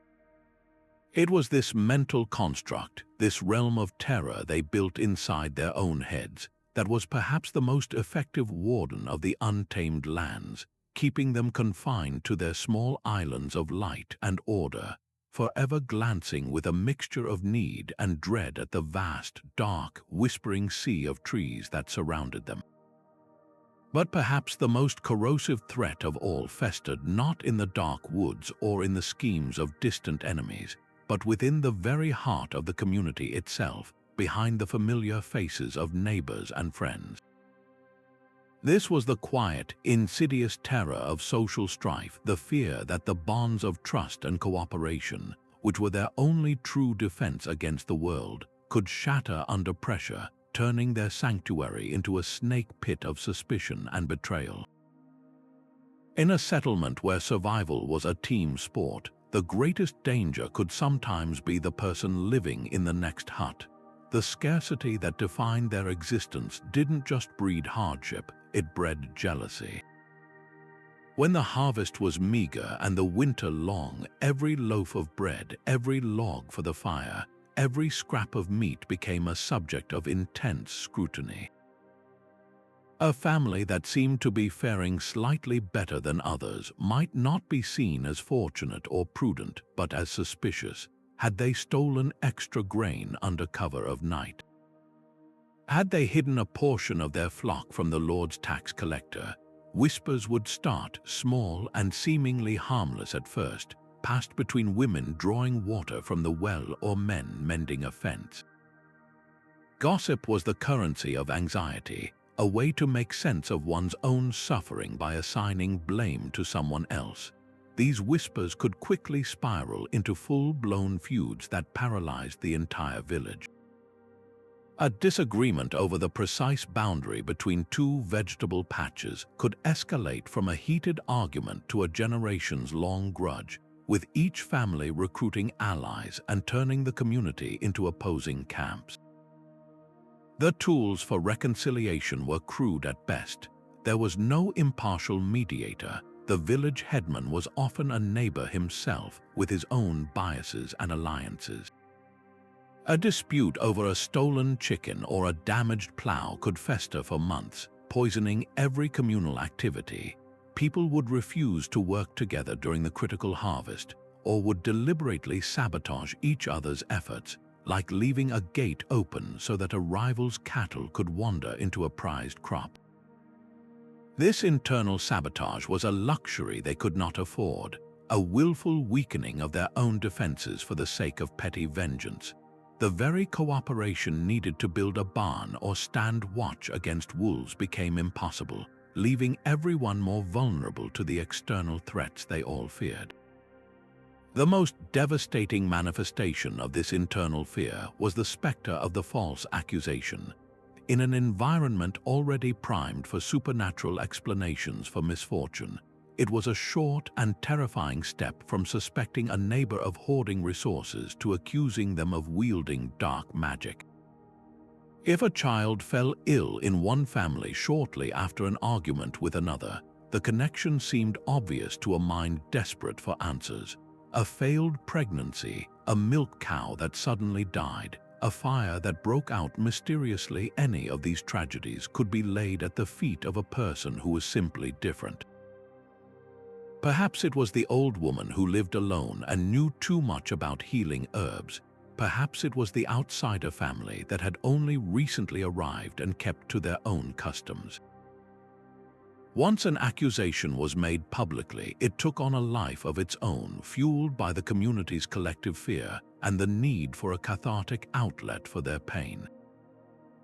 The accused faced a horrific choice: confess to a crime they didn't commit under the threat of torture, or maintain their innocence and face mob justice, or being cast out of the community entirely, a sentence that was often a slower death sentence in the harsh wilderness. This constant undercurrent of suspicion forced people to live behind a mask of performative conformity. To avoid becoming a target, one had to carefully manage one's appearance of prosperity. A successful hunter might downplay his catch, sharing it overly generously to ward off envy. A family that had managed to save a small surplus of grain might bury it in a secret cache rather than risk the covetous eyes of their neighbors. This need to hide one's small successes created a bizarre and sad reality where people had to pretend to be slightly poorer, slightly more miserable than they actually were, just to stay safe. It stifled innovation and ambition because any attempt to improve one's lot could be seen as a threat to the fragile balance of shared suffering. The fear of being ostracized was paralyzing. To be shunned by the community was to lose access to the shared labor pool, to the communal oven, to the collective defense, and to the flow of information. An ostracized person became an island of vulnerability, utterly alone in a world that demanded teamwork. This deep-seated dread of social exile kept people in line, but it also bred a quiet, pervasive resentment and loneliness as everyone policed their own behavior and watched each other with cautious, untrusting eyes. In a society built entirely on the raw, physical output of its people, the value of a life was measured in strength, stamina, and the ability to perform grueling labor from sunrise to sunset. Your body was not just your temple, it was your livelihood, your family's security, and your contribution to the collective survival of the entire village. This made the slow, inevitable process of aging not a time of rest and respect, but a terrifying, gradual slide into vulnerability. And a sudden accident, a fall from a roof, a kick from a horse, a slicing cut from a scythe could accelerate that slide in an instant, transforming a robust provider into a dependent in the blink of an eye. The fear of losing one's physical capacity was therefore a deep, gnawing anxiety that haunted every adult, a shadow that grew longer with each passing year and each new ache in their bones. It was the dread of becoming a burden, a weight that their family, already straining at the edge of survival, might not be able to bear. Consider the sheer physicality of their daily existence. A man's worth was in his ability to swing an axe to fell a tree, to guide a heavy plow through unyielding soil, to wield a hoe for hours under the summer sun, or to stand shoulder to shoulder with his neighbors to repel an attack. A woman's value was equally tied to relentless physical exertion, grinding grain by hand, which was brutally hard on the joints, carrying heavy buckets of water from the well, bending for hours to weed the vegetable garden, kneading dense bread dough, and the immense physical trauma of childbirth, which itself could leave a woman permanently injured or infirm. There were no light duties, no desk jobs, no retirement plans. If you could not work, you could not eat in any meaningful way, because you could not produce the food or the goods that were the currency of life. An injury that left a man with a limp meant he could no longer outrun a wolf or effectively flee from raiders. A woman who lost fine motor control in her hands could no longer spin wool or weave cloth, crucial skills for clothing her family. This was not a world that could easily accommodate disability. Its architecture, its tools, and its very social structure were built for the able-bodied. Without any form of social safety net, no pensions, no disability insurance, no state-sponsored care, the fate of those who could no longer contribute rested entirely on the fragile foundation of family loyalty and Christian charity. This placed an immense, often cruel, strain on the family unit. An extra mouth to feed that could not help bring in food was a direct threat to the survival of everyone else, especially during lean years. The elderly parent who moved in might mean a little less food for the grandchildren. The injured husband might mean his wife and children had to take on his back-breaking labor in addition to their own. This economic reality created heartbreaking dilemmas and fostered a quiet, unspoken dread. Would your children, whom you had raised and protected, now see you as a drain on their own children's future? Would your spouse, already exhausted, grow to resent the extra care you required. The fear was not just of being helpless, but of being resented for that helplessness by the very people you loved most. This pervasive anxiety profoundly influenced how the elderly and the infirm were viewed and treated within the community.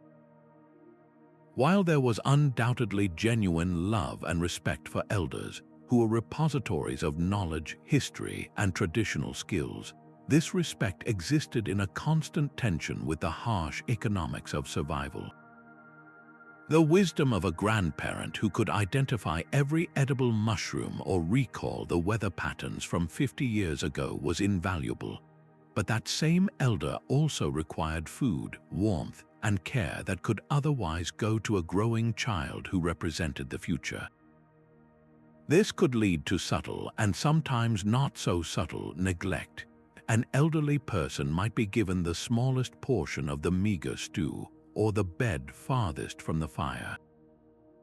In the most extreme cases, some grim folklore and rare historical accounts hint at practices of scenecide, where the very old were encouraged to go into the snow or were simply left behind when the community migrated, a terrifying solution to an impossible problem. More commonly, the elderly and disabled were simply marginalized, their voices ignored in council, their needs considered last, a constant, living reminder to everyone else of the fate that might await them. This dread of dependency shaped life choices in profound ways. Men and women would drive their bodies far past the point of pain, hiding injuries and illnesses for fear of being seen as weak. There was no concept of light duty. You worked until you literally could not, and then you faced the consequences. It also fostered a culture of extreme self-reliance and a powerful, often stoic, denial of pain. To complain was to risk being labeled a malingerer. To admit weakness was to invite the first whispers of being a burden. This mentality pushed people to catastrophic breaking points. A man with a hernia might continue trying to lift heavy loads until it killed him, preferring a swift death to a long, drawn-out period of being cared for. This wasn't just personal pride, it was a survival strategy in a world that had no room for passengers. The greatest fear wasn't death itself, but the long, humiliating, and burdensome journey toward it. In this way, the fear of aging and disability was a psychological shackle, chaining people to their own strength and silencing their pain, all to avoid the terrifying prospect of becoming a problem in a world that was already overflowing with them. Even as they contended with internal strife and the slow creep of age, a more immediate and formalized threat could descend upon the village with the arrival of a single rider bearing the Lord's seal. The dread of military conscription was a uniquely terrifying specter because it was a demand delivered not by the chaos of nature or the stealth of an enemy, but by the legitimate authority that was supposed to protect them. For the young, able-bodied men of the frontier, their greatest value to their distant feudal lord was not the grain they could grow or the taxes they could scrape together, but the strength in their arms and the life in their body, resources that could be called upon to settle a noble's distant quarrel. This was not a voluntary call to defend their own homes and fields. It was a forced extraction, a command to abandon everything they knew and loved to fight and likely die for a cause they scarcely understood in a land they had never seen. The process was as brutal as it was impersonal. The Lord Steward or a hardened sergeant-at-arms would arrive, often with a small contingent of men to discourage dissent. He would consult a rough list, a tally of male tenants of fighting age, and simply point. There were no exemptions for a man who was the sole support for his aged parents and young children. There was no appeal for the young father whose wife was expecting their next child. If you were chosen, you went. The community could only watch in helpless anguish as their strongest sons, brothers, and husbands were gathered up. These were not trained soldiers, they were farmers, woodworkers, and blacksmiths handed a spear, a knife, or a crude axe and given a few weeks of frantic, inadequate training before being marched off to war. Their value was not in their skill but in their numbers, meant to form the bulk of the infantry, the expendable shield wall that would absorb the initial charge of enemy knights or the deadly hail of arrows. The devastation left behind in the village was immediate and profound. The departure of its prime manpower was an economic and social catastrophe. Fields that required strong backs to plow and harvest would now be tended by the very old, the very young, and the women, drastically reducing the yield and pushing the entire community closer to the brink of famine. The crucial communal tasks, rebuilding a barn, raising a palisade, standing night watch, were now impossible to perform effectively, leaving the settlement dangerously exposed to all the other threats it faced. A family that lost its primary provider was instantly plunged into a desperate struggle for survival, a burden that fell squarely on the shoulders of a wife who now had to manage the farm, protect the children, and navigate the complexities of feudal obligations alone, all while living with the agonizing uncertainty of whether her partner would ever return. For the conscripted man himself, the experience was a terrifying plunge into a world of organized violence and callous hierarchy. Marched for weeks over terrible roads, poorly fed, and often plagued by dysentery and other camp illnesses, many men never even reached the battlefield, succumbing to disease and exhaustion along the way. For those who did, the reality of medieval combat was a sensory nightmare of mud, blood, and overwhelming chaos. He would be thrust into a seething melee where the line between life and death was a matter of inches and seconds, facing professional warriors who had trained for this their entire lives. The odds of surviving a major battle without a serious injury were slim. The odds of being killed were staggeringly high, and if he was captured, his fate was equally grim. Ransom was a privilege for wealthy knights, not for common foot soldiers who could expect to be slaughtered out of hand or sold into a life of brutal slavery. Those few who did somehow make it back home were never the same.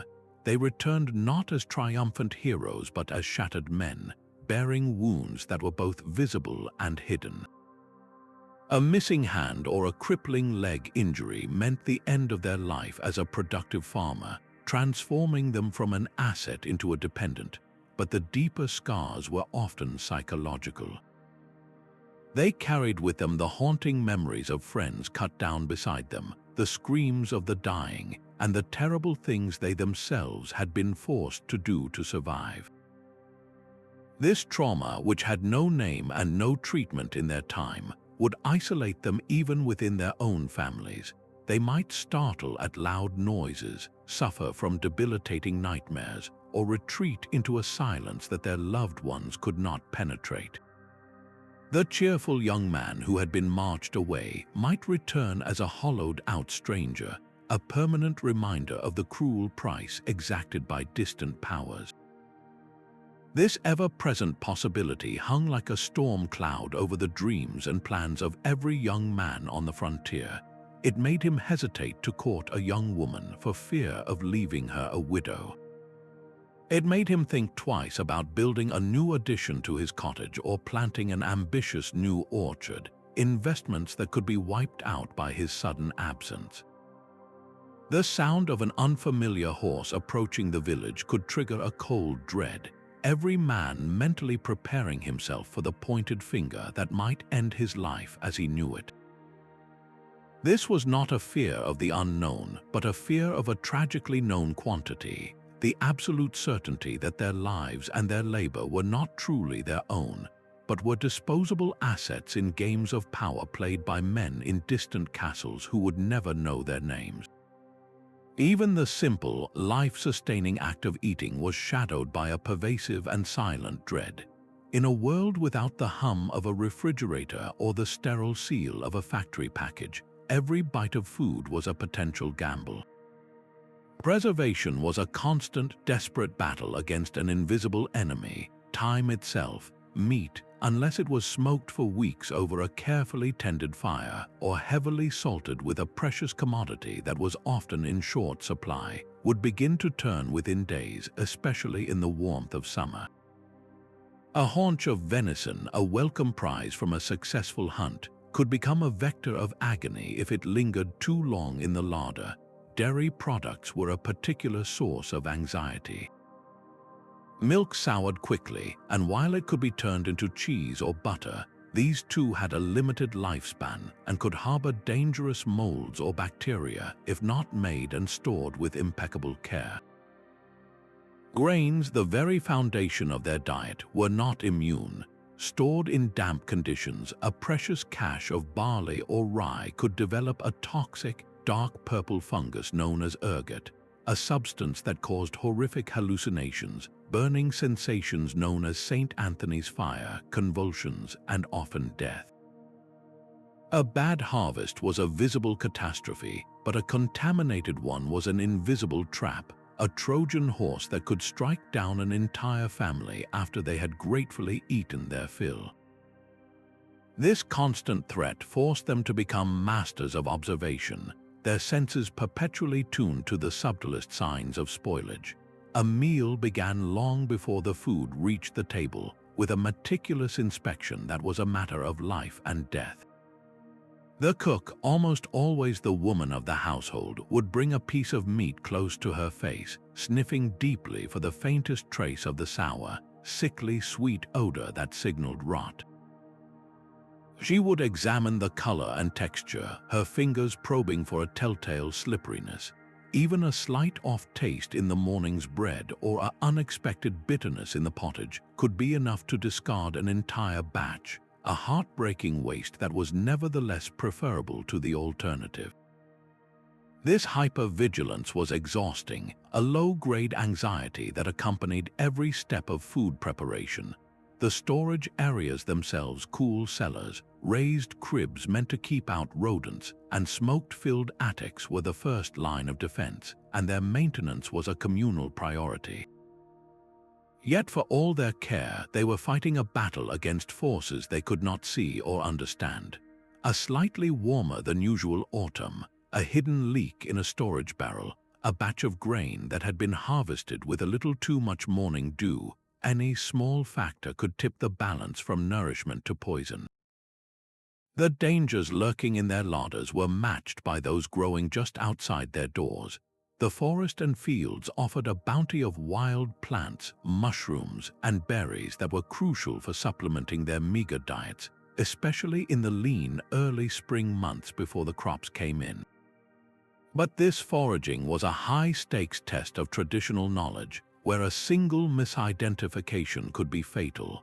The difference between a delicious mole mushroom and a deadly destroying angel could be a matter of a slightly different cap shape or the color of the gills, a distinction taught by elders through stories and hands-on demonstration, not written in any book.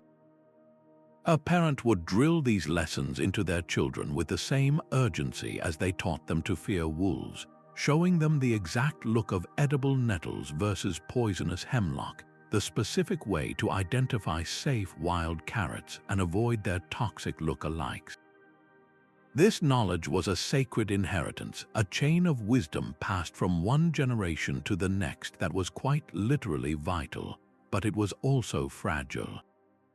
An elder who passed away suddenly might take crucial identifying details to the grave. A family newly arrived from a different region might bring dangerous misconceptions about the local flora. The consequence of a mistake was swift and brutal, agonizing stomach cramps, vomiting, paralysis, and death within hours. A forager would return with a basket full of what they believed to be a nutritious addition to the evening meal, only to inadvertently become the instrument of their family's doom. And in the shadows of these accidental tragedies lay an even more sinister fear, the possibility of deliberate poisoning. In a community where tensions could run high and trust was a fragile commodity, The communal pot, the large cauldron of stew or pottage that often simmered over the fire for hours, tended by different women, was both a symbol of shared life and a potential vehicle for murder. A long simmering feud between two families, a secret jealousy, or the paranoid suspicion directed at an alleged witch could easily manifest in this most terrifying of acts. Adding a handful of poisonous berries or a tincture made from deadly nightshade to a pot when no one was looking required little effort but could achieve catastrophic results. The symptoms of intentional poisoning were often indistinguishable from severe foodborne illness, making it the perfect crime in a world without forensic science. An outbreak of sickness after a communal meal would be followed by frantic whispers and terrified glances, as everyone wondered if they had simply shared a spoiled batch of meat or if they had broken bread with a would-be killer. This fear turned the most fundamental act of community sharing food into a potential arena of betrayal, forcing people to be cautious not only of what they ate, but of whom they ate with. In a life already defined by external threats, the fear of food contamination was a unique and intimate terror, a danger that could not be fenced out or fought off with a weapon, but had to be swallowed day after day with a prayer and a hope that this meal would not be their last. Imagine the sheer weight of carrying that much fear, day in and day out for an entire lifetime. It wasn't just a series of isolated moments of panic. It was a constant, low-grade hum of anxiety that permeated everything, a background radiation of dread that shaped their very minds. This relentless psychological pressure created a condition we would now recognize as chronic hypervigilance. Their nervous systems were permanently dialed up to a state of high alert. A farmer couldn't simply listen to the wind in the trees. He had to analyze it for the sound of distant voices or the wrong kind of silence. A mother couldn't just hear her child cough. She had to instantly assess it for the dreaded rattle of consumption. This state of being forever on guard was mentally and physically exhausting, draining their energy reserves and making deep, restorative sleep a rare commodity. The mental fatigue alone could be debilitating, clouding judgment and making it harder to perform the very tasks that kept them alive. This unending stress inevitably fostered what we would term depression and profound existential despair. After yet another hailstorm destroyed a promising crop, or a neighbor's child was taken by a fever despite everyone's prayers, a deep sense of hopelessness could settle over the community. What was the point of such backbreaking labor if it could be wiped out in an instant by forces beyond their control? This wasn't a philosophical question but a visceral feeling that could make it hard to get out of bed in the morning, to plant seeds for a future they had no guarantee of seeing. They lived with a level of grief that is almost foreign to us today, the constant, anticipated grief of losing loved ones to commonplace dangers, the grief of shattered efforts, the grief of a life that seemed perpetually harsh and unforgiving. This emotional burden was a silent epidemic, one they had no name for and no treatment for beyond stoic endurance. Yet, in the face of this, they were not simply passive victims of their circumstances. Their environment, for all its cruelty, was also a brutal forge that hammered them into beings of incredible resilience. They had no choice but to adapt, and adapt they did. This wasn't a conscious self-improvement strategy. It was the raw, instinctual will to survive manifesting in mental flexibility. When a blizzard blocked the pass to the nearest town, they didn't succumb to panic. They calculated their remaining stores and rationed them meticulously. When a plague took the village healer, someone else, perhaps a young woman who had assisted her, would step forward, relying on observation and remembered fragments of knowledge to take up the role. This adaptability was their psychological armor, allowing them to absorb shock after shock and still find a way to put one foot in front of the other. The single most important factor in their psychological survival, however, was the community itself.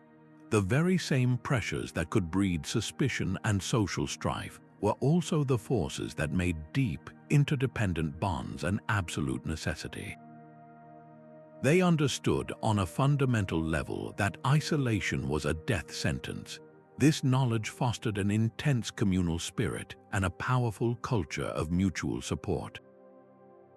When one family's roof was damaged in a storm, the entire village would turn out to repair it. When a new mother was weakened by childbirth, other women would take turns bringing her family food and helping with her chores. They shared stories not just of monsters, but of their own losses and hardships, creating a shared narrative of suffering that made no one feel alone in their pain. This wasn't altruism in the abstract, it was a practical survival pact. Helping your neighbor fix his fence today meant he would help you stand watch against wolves tomorrow. This web of reciprocal obligation created a safety net of relationships that was the closest thing they had to mental health care. Being able to rely on others to share the burden of fear made that burden marginally lighter to carry. They also developed rich, intricate coping mechanisms rooted in ritual and narrative. The same superstitions that could fuel paranoia also provided a crucial sense of control and meaning in a chaotic world. The meticulous rituals for planting, blessing the seeds, observing the phases of the moon, were not just about agriculture. They were a way to manage the overwhelming anxiety of the unknown, to feel like they were actively participating in their own fate rather than merely being victims of it. Storytelling around the hearth did more than frighten children. It was a form of communal therapy. By giving their fears a name and a shape, a wolf, a witch, a spirit, they could contain them in a way.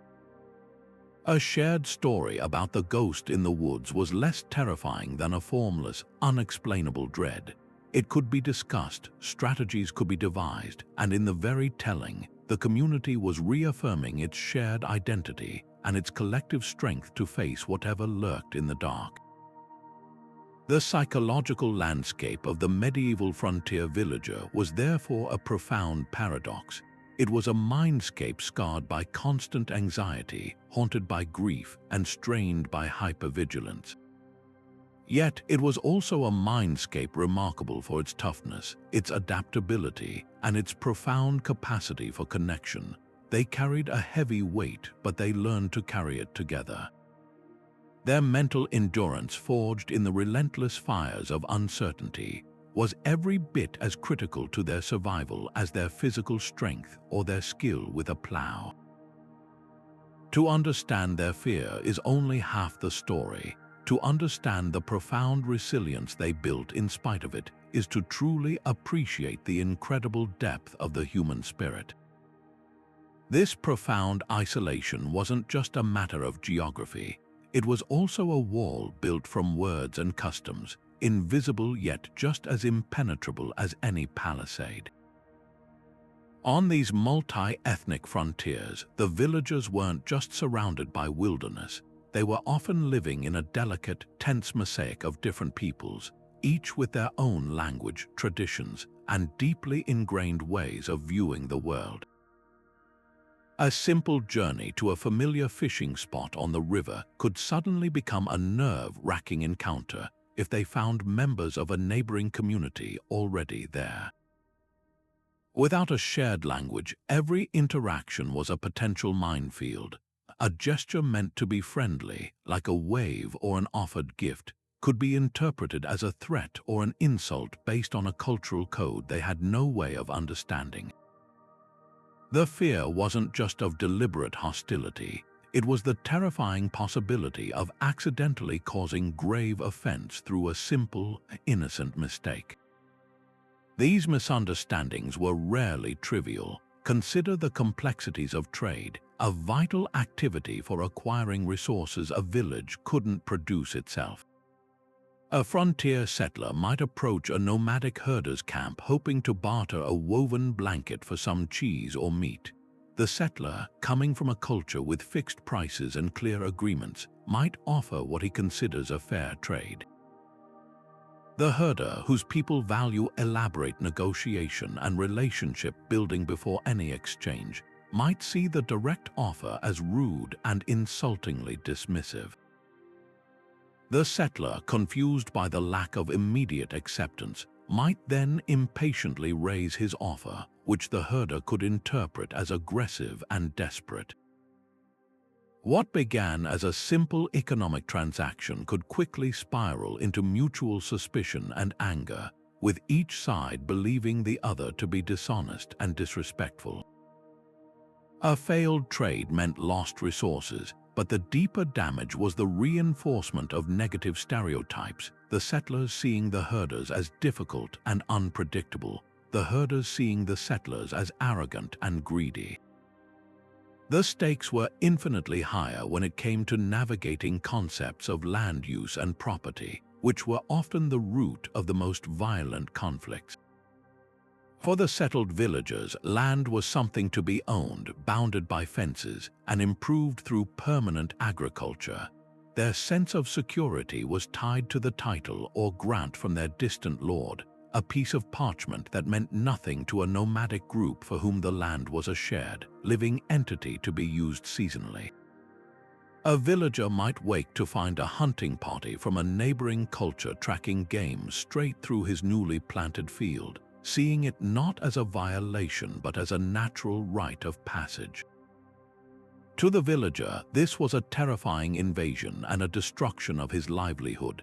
To the hunters, the villagers' angry shouts and brandished tools were an insane and aggressive response to their customary activities. Neither could comprehend the other's perspective, and both would walk away from the encounter convinced of the other's inherent madness and malice. Their fear now hardened into a certainty that coexistence was impossible.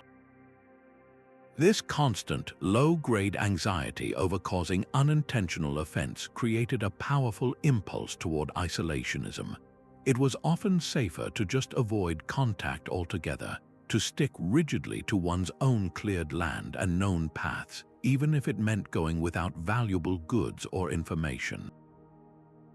This self-imposed segregation amplified their vulnerability in the long run.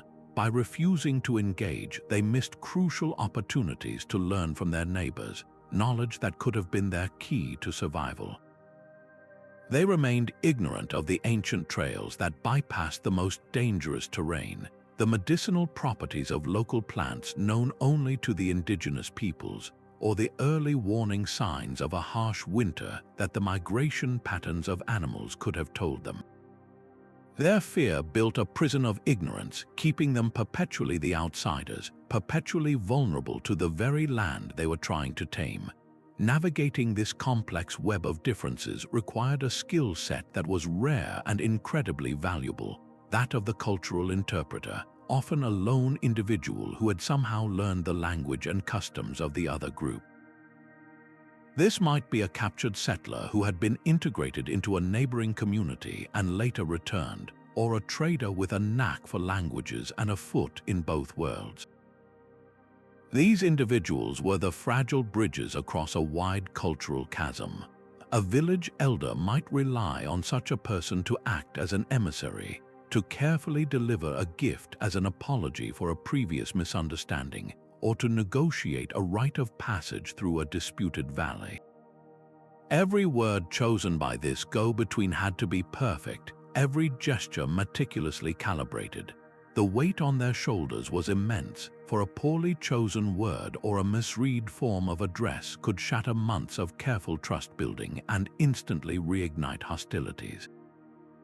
Their work was a high-stakes performance where the price of a mistake wasn't just a failed negotiation, but potentially a retaliatory raid that would claim lives. In a world where a single misunderstood hand gesture could start a war, the most powerful weapon wasn't always the sword, it was the painfully acquired knowledge of how to say hello in the right way.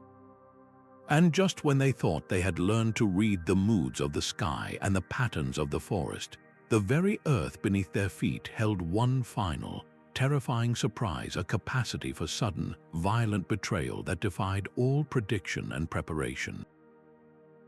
While storms and droughts were fears they could watch develop on the horizon, other cataclysms offered no warning at all. In regions near restless fault lines or unstable slopes, the threat of earthquakes and landslides was a subterranean horror, a sleeping giant whose stirrings were utterly invisible and completely beyond their comprehension. One moment the world was solid, familiar, and still. The next it was a heaving, roaring nightmare. The ground would suddenly lurch and roll like the deck of a ship in a storm, sending timbers cracking in their homes and storage jars smashing to the floor. A deep, groaning roar would rise from the depths, a sound so fundamentally wrong that it could paralyze a person with a primal terror far older than any fear of raiders or wolves. This was not an attack from the side or above. It was an assault from below, challenging their most basic assumption that the soil they built upon would remain steadfast. The aftermath of such an event was a special kind of hellscape, one that shattered not just their homes but their very understanding of the world. A village built on a stable-looking hillside could be partially or entirely carried away in a thundering river of mud, rock, and debris, leaving only a raw, scarred gash in the earth where families had once lived and laughed. A reliable spring that had provided water for generations might vanish entirely, sealed by shifted bedrock, or worse, a new, gaping fissure could open in the center of a field, swallowing livestock and rendering fertile land useless. These disasters didn't just damage property, they permanently altered the geography itself, erasing familiar landmarks and making survivors strangers in their own homeland. Rebuilding was often a question of starting from absolute zero, but with the added psychological burden of knowing it could all happen again at any second without a whisper of warning. There was no way to reinforce their simple timber and wattle homes against such forces, no way to relocate an entire village even if they wanted to. They were left to simply pray that the giant beneath them had returned to its slumber. Without any scientific framework of plate tectonics or erosion, these events were utterly inexplicable, and the human mind abhors a vacuum of explanation. In the absence of geology, they turned to theology and superstition. A landslide that buried a home was not seen as the inevitable result of saturating rains on a steep slope. It was a targeted act of divine wrath. An earthquake was not shifting continental plates. It was the earth shuddering at the sight of human sin, or the restless stirring of chained giants and demons imprisoned deep below. This interpretation deepened their spiritual anxieties exponentially. A community already living in fear of displeasing God now had to worry that their collective moral failings could literally make the ground shake. In the painful, searching days after a quake, the village would be rife with speculation and accusation. What had they done to deserve this? Was it the blacksmith's blasphemous language, the miller's greed, the young couple who had been meeting in secret? The search for a scapegoat became a desperate attempt to reassert a sense of control, to believe that such a random, capricious event must have a reason, and that by punishing the guilty party, they could prevent it from ever happening again. This existential dread of nature's absolute unpredictability was perhaps the most profound of all because it was so utterly democratic and inescapable. A raider could be fought, a bad harvest could be prepared for, and a sick child could be nursed, but there was no fighting the earthquake, there was no hiding from the landslide. There was no praying away the volcano. It was a reminder that for all their hard work, their rituals, and their community bonds, they were ultimately at the mercy of forces so vast and impersonal that they didn't even register human existence. The ground, the final source of all stability and life, could itself become an agent of annihilation. This knowledge fostered a deep, humbling vulnerability. a sense that their entire struggle for civilization was a fleeting endeavor played out on a stage that could, without notice or reason, simply collapse beneath them. It was the fear of a universe that was not just indifferent, but actively, randomly hostile, a reality that made every peaceful day feel less like a rite and more like a temporary, miraculous reprieve. Yet amidst this unending storm of fears, a profound and powerful truth emerged. The human spirit is not so easily extinguished. Faced with a world that seemed intent on grinding them down through violence, starvation, and despair, the villagers of the frontier did not simply surrender to the darkness. Instead, they became masters of mental and emotional resistance, weaving a tapestry of coping mechanisms from the very threads of their shared hardship. These were not grand, sweeping solutions, but small, deliberate acts of defiance that allowed them to carve out pockets of meaning, control, and even joy in a life that offered very little of either. Their survival was not just physical, it was a triumph of psychology, a testament to the incredible resilience that can flourish when people are bound together by mutual dependence and a shared will to endure. At the heart of this resilience was the simple, transformative power of the story.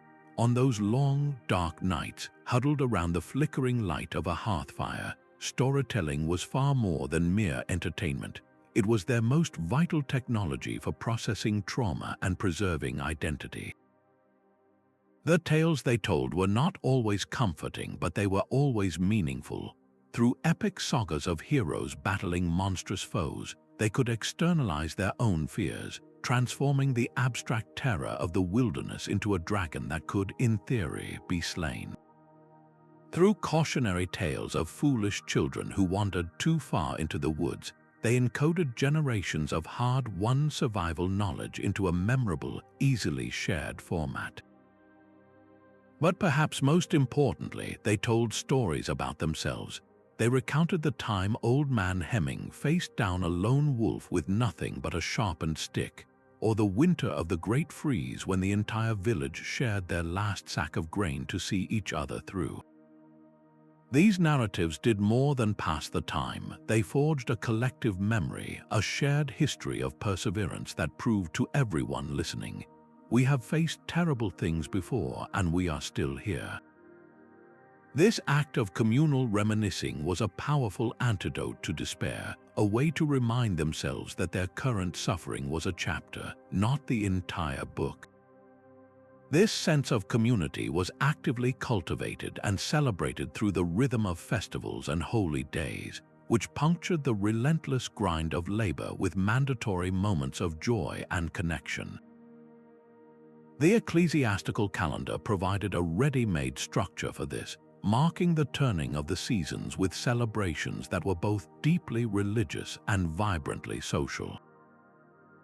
The harvest festival, for instance, was not just about giving thanks for the gathered food. It was a collective sigh of relief, a riotous party thrown in the face of the famine they had once again managed to stave off. There would be feasting on the freshest bread and the last of the autumn ale, music played on simple pipes and drums, and dancing that shook the very ground beneath their feet. For a few precious hours, the constant anxiety about the future was set aside, and the community could simply revel in its own existence. These festivals served a crucial psychological purpose.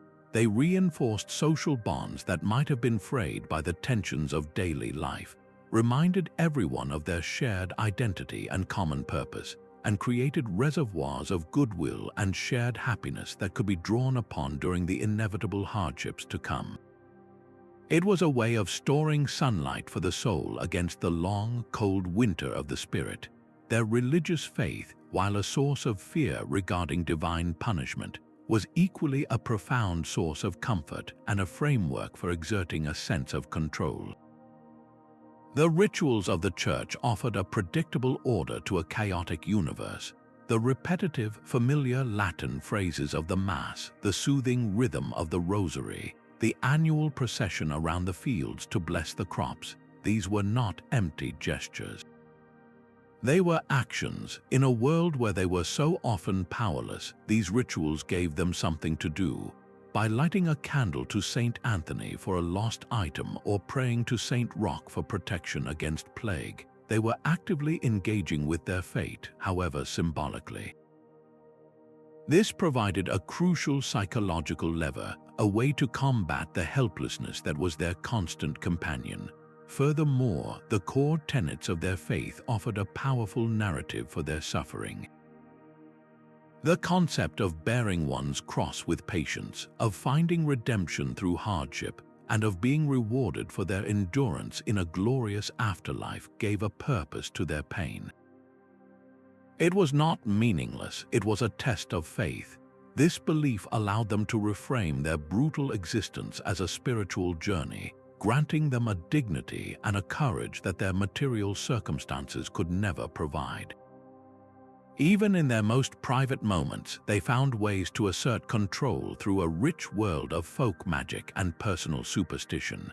Nailing a horseshoe over the door, carving protective symbols into the beams of a new home, or brewing a specific tea from harvested herbs at the full moon, these practices were the everyday magic of the common person. While the church might officially frown upon them, they persisted because they worked on a psychological level. They were a way to manage the intolerable anxiety of the unknown. If you performed the correct ritual when churning butter, you might not actually guarantee a perfect batch, but you could quiet the nagging fear of failure. If you hung a bundle of St. John's wort over your child's bed, you might not ward off all illness, but you could sleep a little easier, feeling that you had done everything in your power to protect them.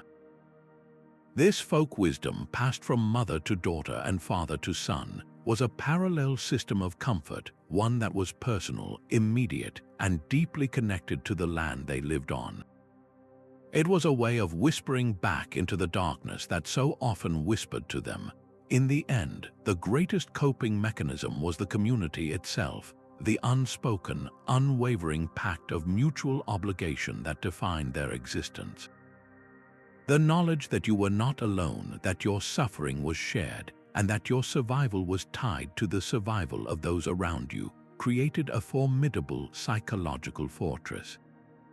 When a new mother was confined to her bed, other women would appear to help with her chores and bring food. When a family's roof was damaged in a storm, the men would gather without being asked to make repairs. This was not simply practicality, it was a continuous, active reinforcement of their interconnectedness. It told every individual, no matter how poor or frightened, you matter. Your life is valuable to us. This profound sense of belonging was the ultimate buffer against despair. It was the quiet courage to plant a field in spring, knowing a summer storm might destroy it because your neighbors would help you replant. It was the strength to stand on the palisade wall at night, peering into the threatening darkness because you were standing shoulder to shoulder with the people you loved. Their legacy is not one of mere survival, but of profound resilience, a powerful reminder that even in the deepest darkness, human beings have an extraordinary capacity to kindle light, not from kindling and flame, but from story, song, and the simple, unbreakable strength of looking out for one another. So as the sun finally sets on our journey into their world, we're left not with a simple list of fears, but with a profound sense of awe for the human capacity to endure. The daily terrors these villagers faced were indeed relentless, a constant shadow stretching from their first waking breath to their last fitful moments of sleep. They lived with a level of uncertainty that is almost unimaginable to us, their lives punctuated by threats that were both brutally tangible and hauntingly unseen. But to remember them only as victims of their circumstances is to miss the most important part of their story. Their true legacy is not one of fear, but of the incredible resilience that blossomed in spite of it.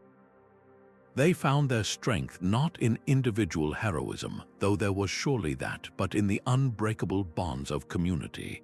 In a world where isolation meant certain death, they mastered the art of interdependence. They understood that a shared burden is a lighter burden, that a sorrow spoken aloud loses some of its power, and that a song sung together could momentarily silence the howling wind outside. Their survival was a collective project, a daily reaffirmation that they were in this together. This deep, ingrained sense of mutual obligation, the unwavering knowledge that your neighbor would help you rebuild your barn because next season you would help them bring in their harvest, was the bedrock upon which they built their fragile civilization. It's a powerful reminder to us in our often fragmented modern world of the fundamental human need for connection and our incredible strength when we choose cooperation over isolation. By stepping into their shoes, even for a short while, we gain more than just historical knowledge. We gain a deeper, more empathetic understanding of the human condition itself. Their fears of economic ruin, of losing loved ones, of being forgotten by the powerful, are not so foreign to us. We simply experience them through a different lens. Their story holds up a mirror, allowing us to see our own anxieties reflected back across the centuries, not to diminish our own struggles, but to connect them to a timeless human experience. It teaches us that courage is not the absence of fear, but the decision to plant a crop anyway, to love a child fiercely, and to trust your neighbor, even when the world gives you every reason to do otherwise. Let their perseverance inspire you in your own life. When you face a personal challenge that feels insurmountable, remember the villager who looked out at a field beaten down by hail and began the backbreaking work of clearing the stones to plant again. When you feel isolated or alone, remember the community that gathered not just to mourn their losses, but to celebrate their survival with music and story around a shared fire. Their history is a testament to the fact that the human spirit is remarkably tough, incredibly adaptable, and wired for hope. They carved out meaning, joy, and dignity in the most difficult of circumstances, and in doing so, they left us a powerful blueprint for our own resilience. Thank you for taking this journey to the edge of the known world with us. If their story moved you, we'd love to hear your thoughts in the comments below.